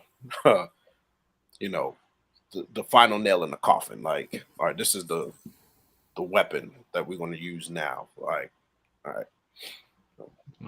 I ain't gonna lie to you guys. The more we talk about this, the more I try to understand what are the parameters of, and this is just a more rhetorical question. It's not maybe for us to answer, but it's making me think about how is that government set up that the only way to do this was the cross. That God himself was almost appears to be hamstrung to the cross as the only way to get this done. Blood in, blood out. That's some answers to that, but it's gonna go down the egg white road, man. I'm just that's what I'm thinking about. All right, but that's what I had for today. We at 9:30. Oh, that's one of the things I had for today, but we at 9:30, and I think I've gotten somewhat of an answer of the question. To my question. So I was actually going back and looking at this, and not necessarily your question specifically, Jared, but like looking at all the temptations, and so I went back to John 3. And it's just the timing of it, right? So it's him coming after being baptized. The dove comes down, all this kind of stuff. So it's almost like this whole process, and it comes a little. John 3 or Matthew 3? I'm sorry, Matthew 3. Oh, okay. My bad. Matthew 3. I was reading John the Baptist. Matthew 3, and it comes down to it's almost like the temptation was legitimacy. Tell me more. Like, do you believe? Because so John 3. Oh my gosh, Matthew 3. I guess 13. Then Jesus went to Galilee, went from Galilee to Jordan River to be baptized by John. But John tried to talk him out of it. I'm the one who needs to be baptized with you, blah, blah, blah. But Jesus said, it should be done, for me must carry out all that God requires. So John agreed to baptize him. After his baptism, as Jesus came up out the water, the heavens were open, and he saw the Spirit of God descending like a dove and settling on him. And a voice from heaven said, this is my dearly loved Son, who brings me great joy. Right? Mm-hmm. So that's kind of, the coming out party officially of, Jesus being that's his son, right? And then you immediately go into Matthew 4, where is the temptation of Jesus, right? And so you do the 40 days and you have the food and it hurts you and all that, the hunger and all that stuff. But the next two things really start questioning whether or not, asking, Satan's really trying to question, do you really believe that this is who you are? Mm. Right. The first thing was, the bread, but the second thing was, take him to the highest point of the temple and said, if you're the son of God, jump off. Right. Now he's already just answered whether or not, it's already been answered whether or not he is. It was the voice from heaven already said it. Mm. Right. So it's the questioning. So it's like almost testing legitimacy of who he is. Or his belief in it. Was that? Or his belief in it. Or his belief in it. Mm. I got you. So yeah, no, I was just going back and reading it because I was trying to figure out what the, how it kind of, to remember how it kind of ran together. Yeah, I like how we brought that out. I also noticed that to the question Lorraine was asking, Jesus's response is, "What did God already say about this? I'm gonna do that."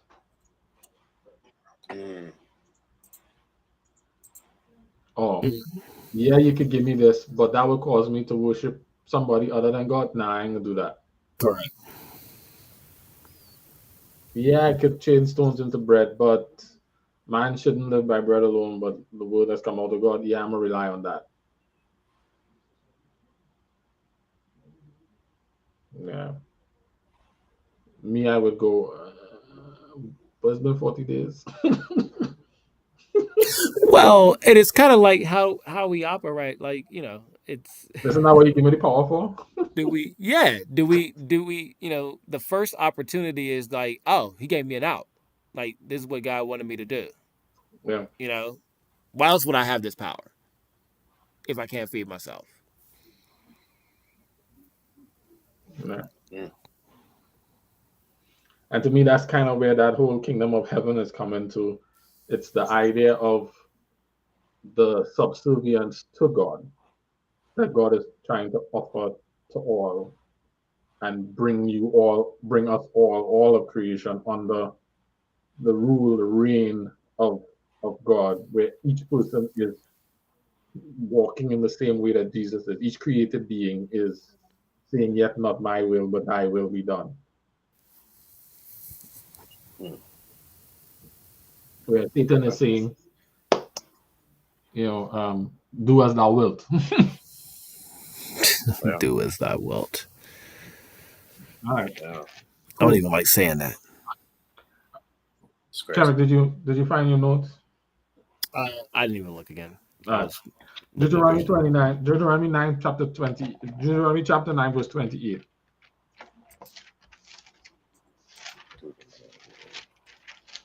Nine. 29? Verse Deuteronomy 9, 28. Oh, 9:28. You know what? Before I do that, give me a second. So Cliff hit me up on the 27th.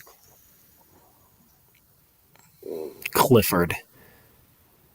And he asked me a question. And I said I would hit him back. And then I got caught up in the week and I did not hit him back. So I must say, let's look at that now. Let's look at that now. We'll do Deuteronomy 19, 4 and 5. Yeah. Every time I remember I was in the middle of something, I say, I need to stop because I need to be able to give him undivided attention. And it didn't happen. It wasn't important enough to you.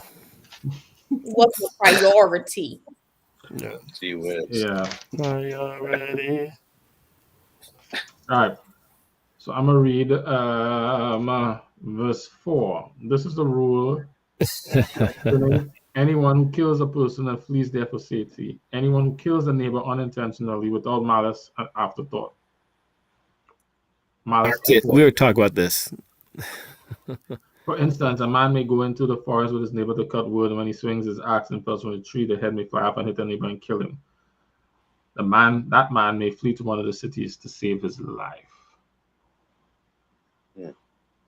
He didn't ask me a question. He said, hit me when I have a moment about this. So I'm going to ask him to ask his question. Well, to share his thought that he wanted to discuss.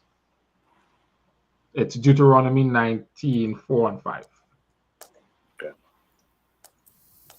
I think when I was reading this, what came to mind was we had a discussion before about community, and in a sense, it kind of ties in with what we're kind of talking about a little bit, because we were talking about free will and God giving you the ability to make decisions inside of a certain set of rules. And I guess when I was reading this, I was thinking about this. I was like, yo, God was like cool with folks knocking people upside the head for certain reasons. You know what I mean? So was he cool with it, or was he saying those kinds of things can happen? No, that's what I meant with that. Those kind of things can happen because even in the word it says, if you're out chopping, I'm paraphrasing, you're out chopping wood and the axe head comes off and split your brother's brain, and you kill him by accident, you should have a place to flee because the avenger might come after you. So it's like these things can kind of happen. And I was like, the way I thought about it at first, you would think that he would have more control of that. But if he gives us a certain amount of autonomy or free will, then these kind of things can happen. So when you say you thought he would have more control, what do you mean? Protecting people from it. Say it again. Protecting people from it. Yeah, because it plays into a lot of things that people think about. Like, if there was a God, why do these things happen? And I think that these things shouldn't happen because these things are in place. But if I have a certain amount of freedom, there are going to be some misnomers, some accidents, and I have to be able to give you that space in order to be free. Yeah, I mean, that's what I was. That's what I was thinking when I sent that out. I was just like, yo, I'd read it a bunch of times, but I paused for a second, and I was like, wait a minute. I was just like, wait a minute. How did you say? All right, accidents happen. People may die because of some things that you may do. And look, if this happens, then you should have a place that you can run to. But if it's murder, if it's out and out murder, then you fall within the parameters of what I've talked about. So, you have to pay the consequences. But anything outside of that, there could be some gray areas. And I just didn't see it that way before. I'm sorry. I like that you say that, Cliff, because in Revelation, when they talk about the tree of life, it says that the leaves of the trees are for the healing of the nation, right? Why would you need to heal in heaven, right? Nobody ain't getting sick. There's no sickness or death. What you healing from? But the point that comes out from what you're describing is that things happen. Things can happen, and you need to have things in place to deal with them. Yeah. That's why I was saying I was just listening. I was like, I said, well, I don't have to say that because Jerry said that. Well, I don't have to say that because Rika said that. So I was just kind of listening. But it made me think about that. So what do you think about things like car accidents now? You say what I think about car accidents? Yeah, when you think about it now, car accidents are likely to happen because when you drive cars, people get, there are all kinds of things. People get distracted, people do things, and accidents are part of it. Yeah. And God is not there going around saving everybody from accidents. You're right. Unless he needs you to be saved. Say that again, Cameron. Unless he needs you to be saved. Yeah. For whatever reason he chooses. There is divine for whatever reason he chooses. Yeah. And sometimes he don't even save you from the accident. He just prevents serious harm, or he doesn't allow death. Just Might lose a limb. You live. that's It was just it just gave me cause for pause, and I just kind of went through that, and I was like, let me shoot this to Jared and see what he thinks about it. That's all I did. That's why I didn't have a question. yeah. I just kind of said, what do you think about this? It undermines for me my whole utopia of heaven and the new earth. Why so? Because I think when we hear no sickness and death and no crying, we think that nothing will ever go wrong. Okay. And what this helps to reveal, and other things as well, is that God kind of allows, he kind of sets things and allows it to do its thing, and that's part of what the design is. Mm-hmm. And so when those things take place, that's kind of how it, not that he intends for those things to happen, but it's part of the course. Why would I think that in the earth made new, some of those things that are not related to my going against his won't happen?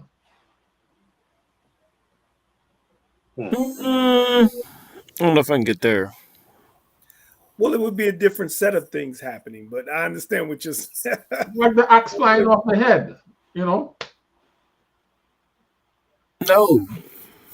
We're saying in heaven, axes will never fly off heads? No. People will never get Absolutely not. That's my point. That's exactly my point. Absolutely That not. idea that we have in our heads, where do we get that That's why from? there won't be sports in heaven, because there'll be perfect offense and perfect defense. I don't know who wins. Right. None of it's going to, I'll hit the perfect shot every time in golf. Like, I'm not going to play. That's why I play golf all the time now, because I was like, once I get to heaven, I'm not playing anymore. Exactly. Exactly. Thank you for making my point, Karen, because that's the idea, that's the utopia that is. That's what's going to happen. If I hit a bad shot, what am I going to say? Can't say that. Can't. What am I going to say? To God be the glory. What am I saying? No big deal. Huh? No big deal. We're all winners. Exactly. I'm saying 2020. Yes. I like the 80s and 90s. Good. But understood. Yeah. I understand what you're saying. Do we still have to build houses? Do we still have to do construction? He said he's making a mansion for us in heaven. Do we still put gas in cars? No, absolutely not. Yeah, I don't think so. Fossil fuels are evil, remember? If I can't fly in heaven, this is trash. The streets are gold, dog. It just depends on your definition of flying. If I'm not jetsoning myself around the place, it's a lot, folks. Like, Hey, listen, but I think Jared puts up a good point. Like, we create these perfections and these utopias in our heads, and there's really no way to prove or disprove it. It is what it is. Well, I guess, but it's not. It's not that. Thing though, and when Adam and Eve were perfect before they fell, did they fly? Was that again? They were really tall. I hear you. 18 feet and 16 feet respectively, but they had it. They only had. I don't know if they could fly. Their joints were only a garden, dog. After party. Yeah, we There are answers. There are answers, but after party. No, they couldn't fly because there was no need to fly because they were only in like a 4-acre place. Actually, Kendrick, if based on where they described the Garden of Eden as being, it was way more than 4 acres. 100 acres. Way more than 100 acres. Oh my gosh. Well, whatever. Yeah, the rivers. It was between the rivers is pretty large. Anyway, we're getting. It was a finite area. Yeah, Earth is pretty finite. It wasn't the Earth. Not as we know it. There we go. Not as we know it. Oh my gosh. Not as we know it. These Babbles had 1.5 acres, and you planted a good seed there, Cliff, about some of the ideas that we have and some of the assumptions that we make about things, and not reimagining, Mhm. but examining the basis for that and seeing God as a person, as the one who creates the space and gives us autonomy, and what would that mean or look like for us in the next phase? Mhm. Well, yeah, this is a good question. It's 9:47. My question that I had could be answered quickly. Should God be concerned about the narrative being described in Deuteronomy 9:28? 9:28.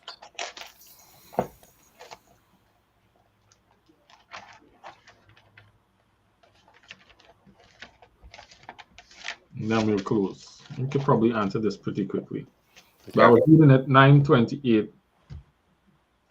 I'm gonna go from 23. And when the Lord sent you out from Kadesh Barnea, and he said, "Go up and take possession of the land I have given you." But you rebelled against the command of the Lord your God. You didn't trust him or obey him. You have been rebellious against the Lord ever since I have known you. I lay prostrate before the Lord those 40 days and nights because the Lord said he would destroy you. I prayed to the Lord and said, "Sovereign Lord, do not destroy your people, your own inheritance, that you redeemed by your great power and brought out of Egypt with a mighty hand. Remember your servants Abraham, Isaac, and Jacob. Overlook the stubbornness of these people, their wickedness, and their sins. Otherwise, the country from which you brought us will say, because the Lord was not able to take them in the land he promised, and because he hated them, he brought them out and put them to death in the wilderness. But they are your people, your inheritance, that you brought out by your great power and outstretched hand. If I am God, why would I be concerned about what people say about this circumstance? Why is that important to me? And should it even be important to me? Or is it important to him, not to me? Is it important to him, and why? Why would he go, you know what, Moses, you're right. And I care about that. Why? That's the thought I had. I don't know that we can necessarily answer it all, but that was just. Well, I think in past conversations we've established that he does care about his name. And over the course of reading through Exodus, Leviticus, Numbers, and Deuteronomy, we understand that there are other people even outside the children of Israel that he was pointing to and he was communicating with. And so I think all of that globally kind of plays into what we're reading here and what Moses is saying. Yeah, he cares about his character, man. I mean, what would be the narrative? This supernatural God took all these people out in the wilderness and killed them. Right. His favorites. But it's not true. We say it's not true. Don't worry about it. That would be the narrative. That's how the story would have been spun. A supernatural God that could do things that we never knew took his, like Courtney said, took his favorites out in the wilderness and killed them all. Yeah. You're not going to get the part that they were stubborn and just going crazy and doing everything against what he said. You're just going to get he killed them. Yeah. I would be concerned. Well, we're doing this human thing again, but I would be concerned about. Tell me more about why you'd be concerned about it. Because that wouldn't be the truth. It wouldn't have been my intention. It wouldn't have been anything like what for the reason for why I did it. And you're not going to do it because you're not going to go with your. His initial reaction was to destroy them, right? Yeah. It's not till Moses brings it up that he's like, yeah, you know what, you're making sense there. I'm a hold my stream a little bit. Is that because you don't have an opportunity to explain yourself?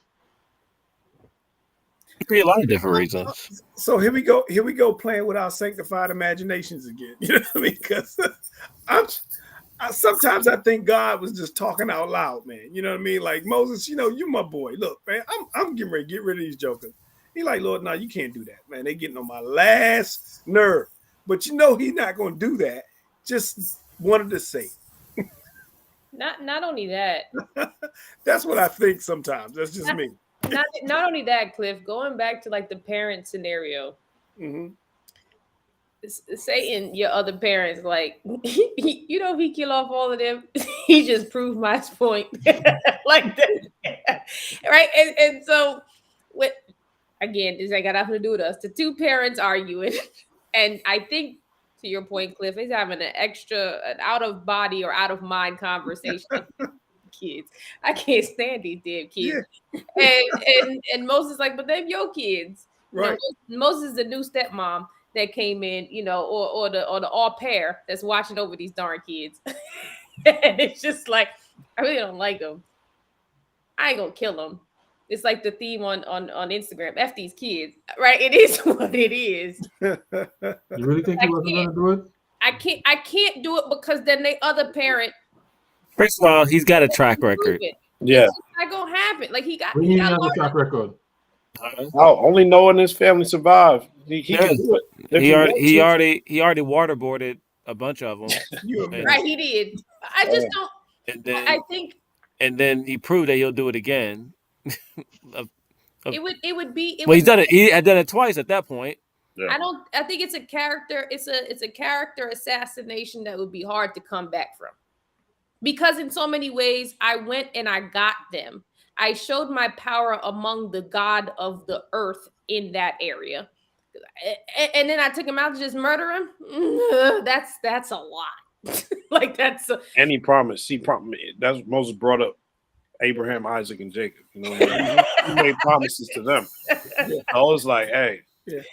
You promised them. Yeah, you're not gonna look good on this one. And Moses probably knew, like, yo, I know. But like, them mama's dead. He's like, no, it's like you wiped them out twice before, bro. I'm just gonna remind you that this is bigger than them in so many ways. Yeah, it's a character assassination that you really can't come back from really quickly. He could just wipe everybody else out and start all over like he did before, but it's just like it's a lot of work. Why is God so concerned about that? Because he's vain. He keep his word. Those are two. Like those are like completely. Yes, I was like, huh? You're such a Christian, Courtney and Sharika.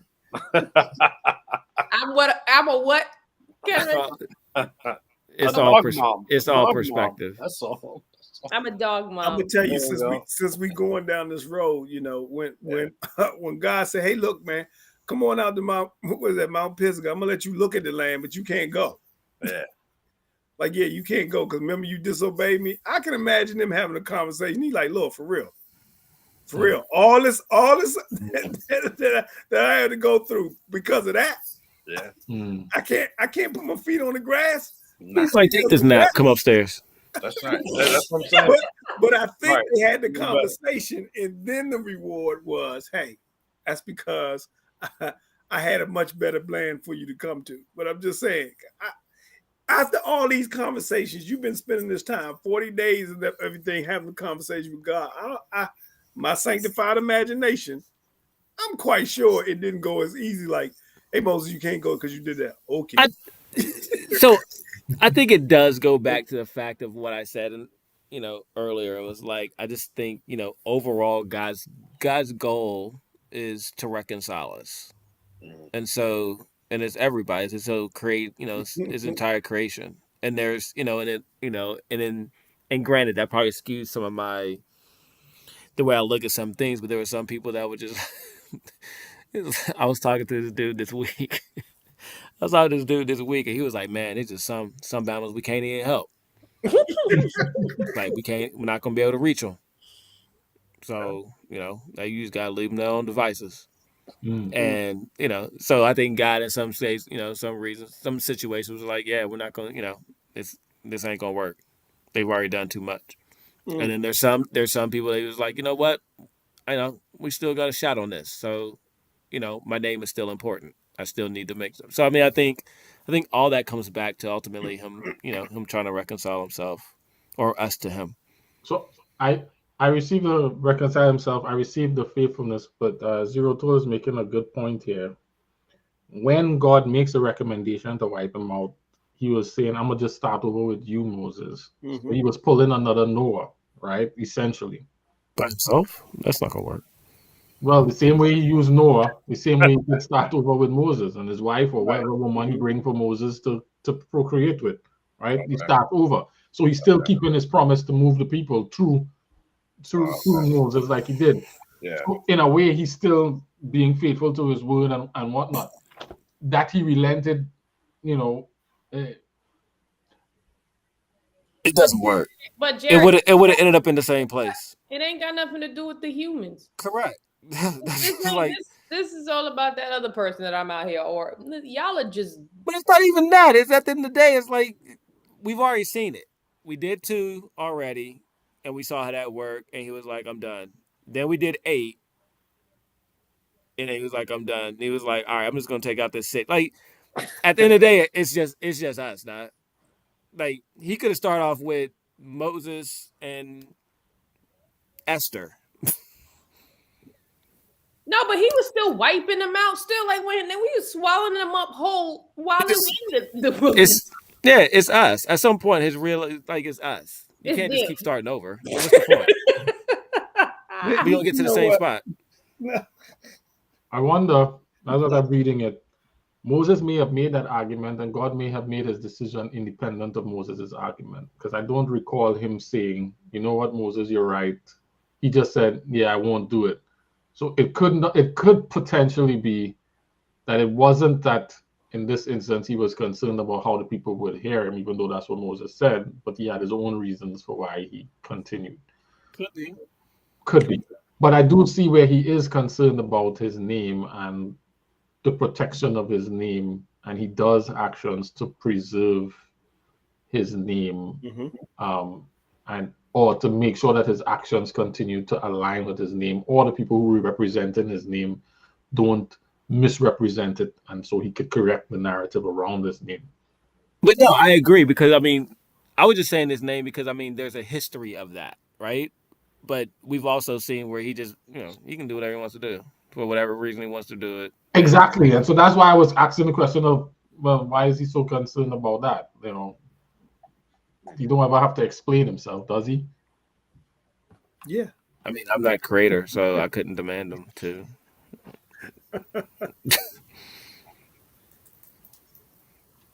I do explain myself to my kids sometimes, though. Most times. Yeah, God got time. He go till he gets it right.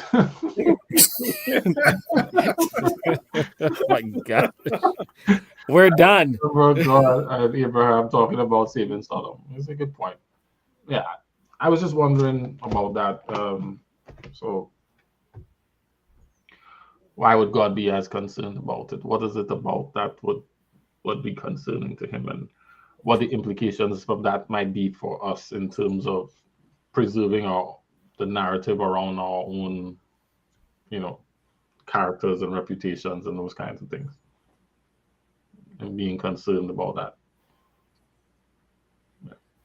If there was anything prescriptive in there for that for us. All right, are we exactly at 10 o'clock? So let's go around and do our takeaways. Bishop, we start with you.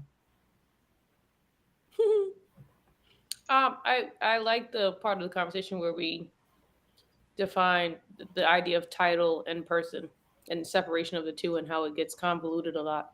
I think that's important, and it how you reference even just like having more gods in front of me and what that capital G really entails was a very interesting point. Word. How about you, Courtney?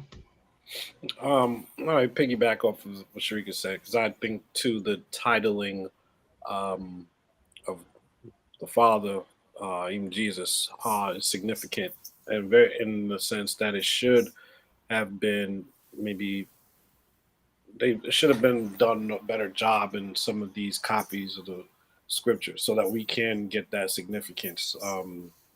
Thank you. I think it was either Kenrick or Jerome was saying like, what is Jesus's name? Jesus, it's like Jesus Christ. It's like that's more like a title of a role that he's in that sense. So I was just like, oh yeah, that's kind of makes more sense that way, So yeah, I'm just taking that away. Word. Jerry? Um, I think it just in the conversation back and forth, it reminded me, what if you really think about it, I don't think anybody is good except God. Mm. Yeah. Mm. All right. Lorian?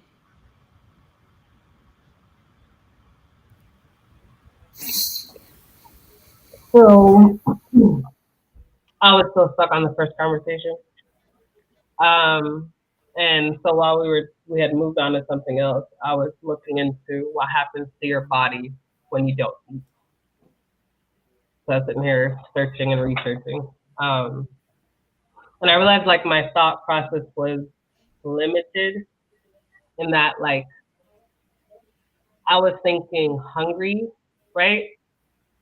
But when you think about, as I was researching, like what happens to your body when you don't eat or drink, like your body starts eating off of itself. You start, and it's for everybody is different, right? So you start taking all your glucose, you start feeling weak, you can't concentrate, you're irritable, your body starts scavenging on its muscles, you start hallucinating, like as it continues of not eating, right? And so my thought was, um,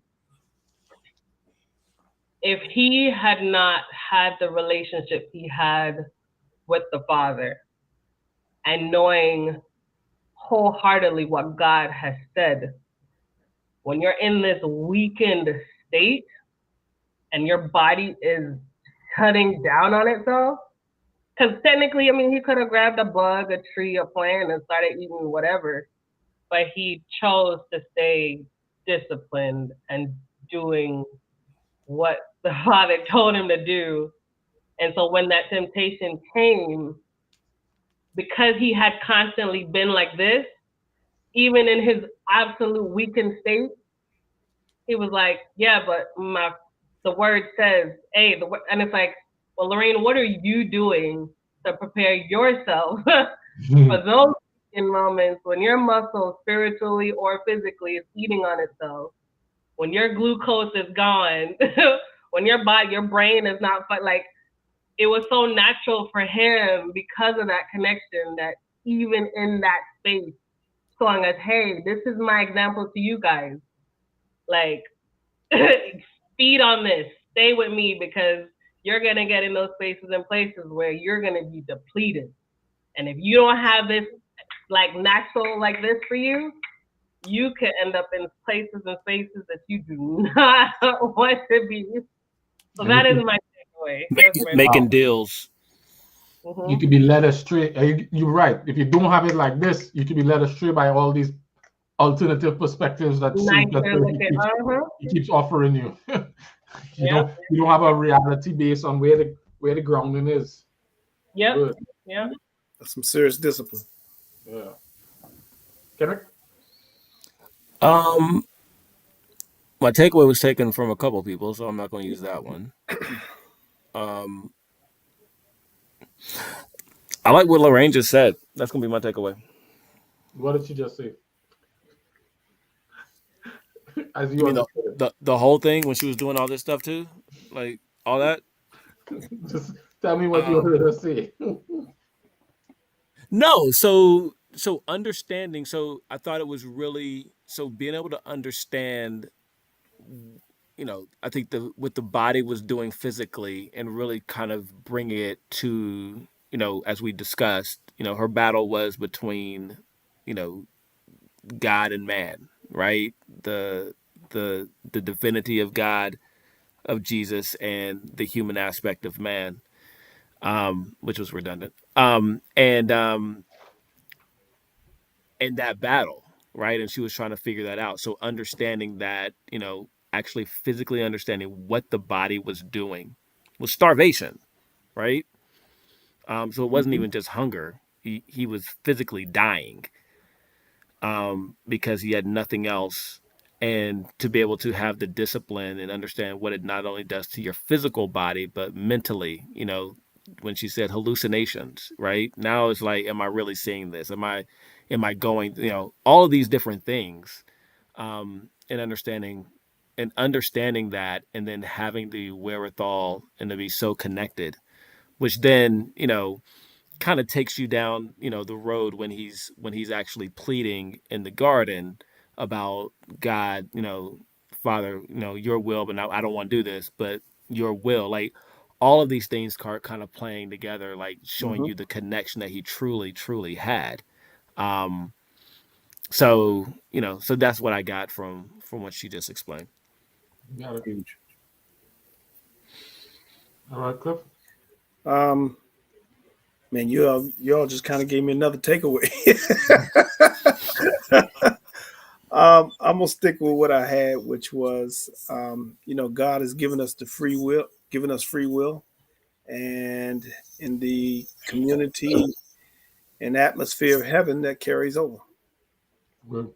Oh, also, the character of Satan is evil, so therefore by default he's evil. We can do this in the afterlife. We can do this in the after show if you want. Yo, Cliff, I'm not even mad at you, dog. We can do this. Uh, Not All even right. mad, dog. That's it. I had a couple, but I guess they kind of tie together. That idea that the creator gets to set the terms, he's really the only one authorized and legitimized to do that, was powerful, because you could really get caught in the idea that, he's just doing what he wants, how he wants, right? You could really buy into that idea if you're not grounded in reality that it's his creator, it's his system. He knows what's going to make it work and what's not. And it's not really just about doing it my way. It's what's going to work for what I've created. And that is an important perspective to me, because that then helps to define good and evil, right? It's not just I'm arbitrarily saying do what I say because this is good, and when you don't do it, you're evil. It's if you don't do what I say because I've created this thing, you're going to muck it up, and that is evil. And so the idea of the kingdom of heaven and understanding the way is not just about doing it God's way because it's a religious requirement, but because practically, if you want this thing to work out, and what we've seen is when we don't do it his way, we muck it up and gunk it up to where he has to come and revive it and restore it and reset it. If we want to continue having it work, what Cliff said, in the system of free will that the kingdom has, we will need, as Jerry pointed out, all those guardrails, because they help the system to work at its optimal. And so I think that's a fair argument to be made from a creator.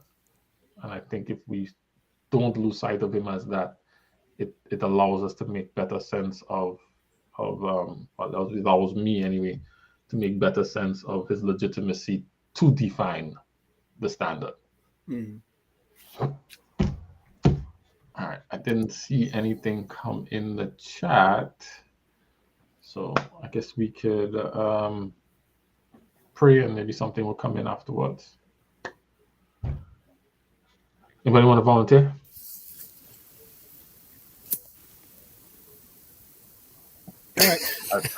All right. But all right. I'll pray. All right, Cliff, go ahead. All right, yes. Father, thank you for your grace and mercy. Once again, we thank you for bringing us again to the round table to have a discussion, Father, to come to understand you and be more in tune and in relationship with you. We pray that these things continue to do that and to bring us closer to you. Now we pray that your spirit will reach out over the media network to give everyone that is within the sound of our voice the things that they need to make their relationship more strong with you. Please forgive us for our sins.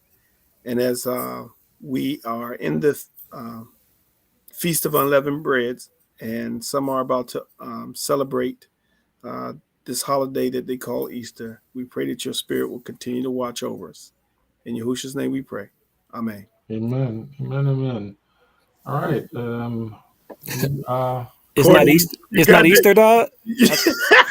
What they call it? I mean, I'm just being. dog. So I'm gonna mess it up a little bit more, Kenrick. We are here every first and third Friday. There Next we go. Friday that we are here on the 21st will be Eid al-Fitr. Oh my god. That's just how it is. It's what it is. But yeah, we every first and third Friday. Drink up, study with us. Download the reading plan if you don't have a copy. If you want to be a part of the conversation more than just in the chat, hit us up and we can info at Water for the Thirsty, or you hit us up on Facebook or Instagram or whatever. And we'll try and facilitate bringing you on. Yeah, thank you guys for your contributions and your conversations, and see you next time on Eid al-Fitr. Drink up. Yeah, man, love it.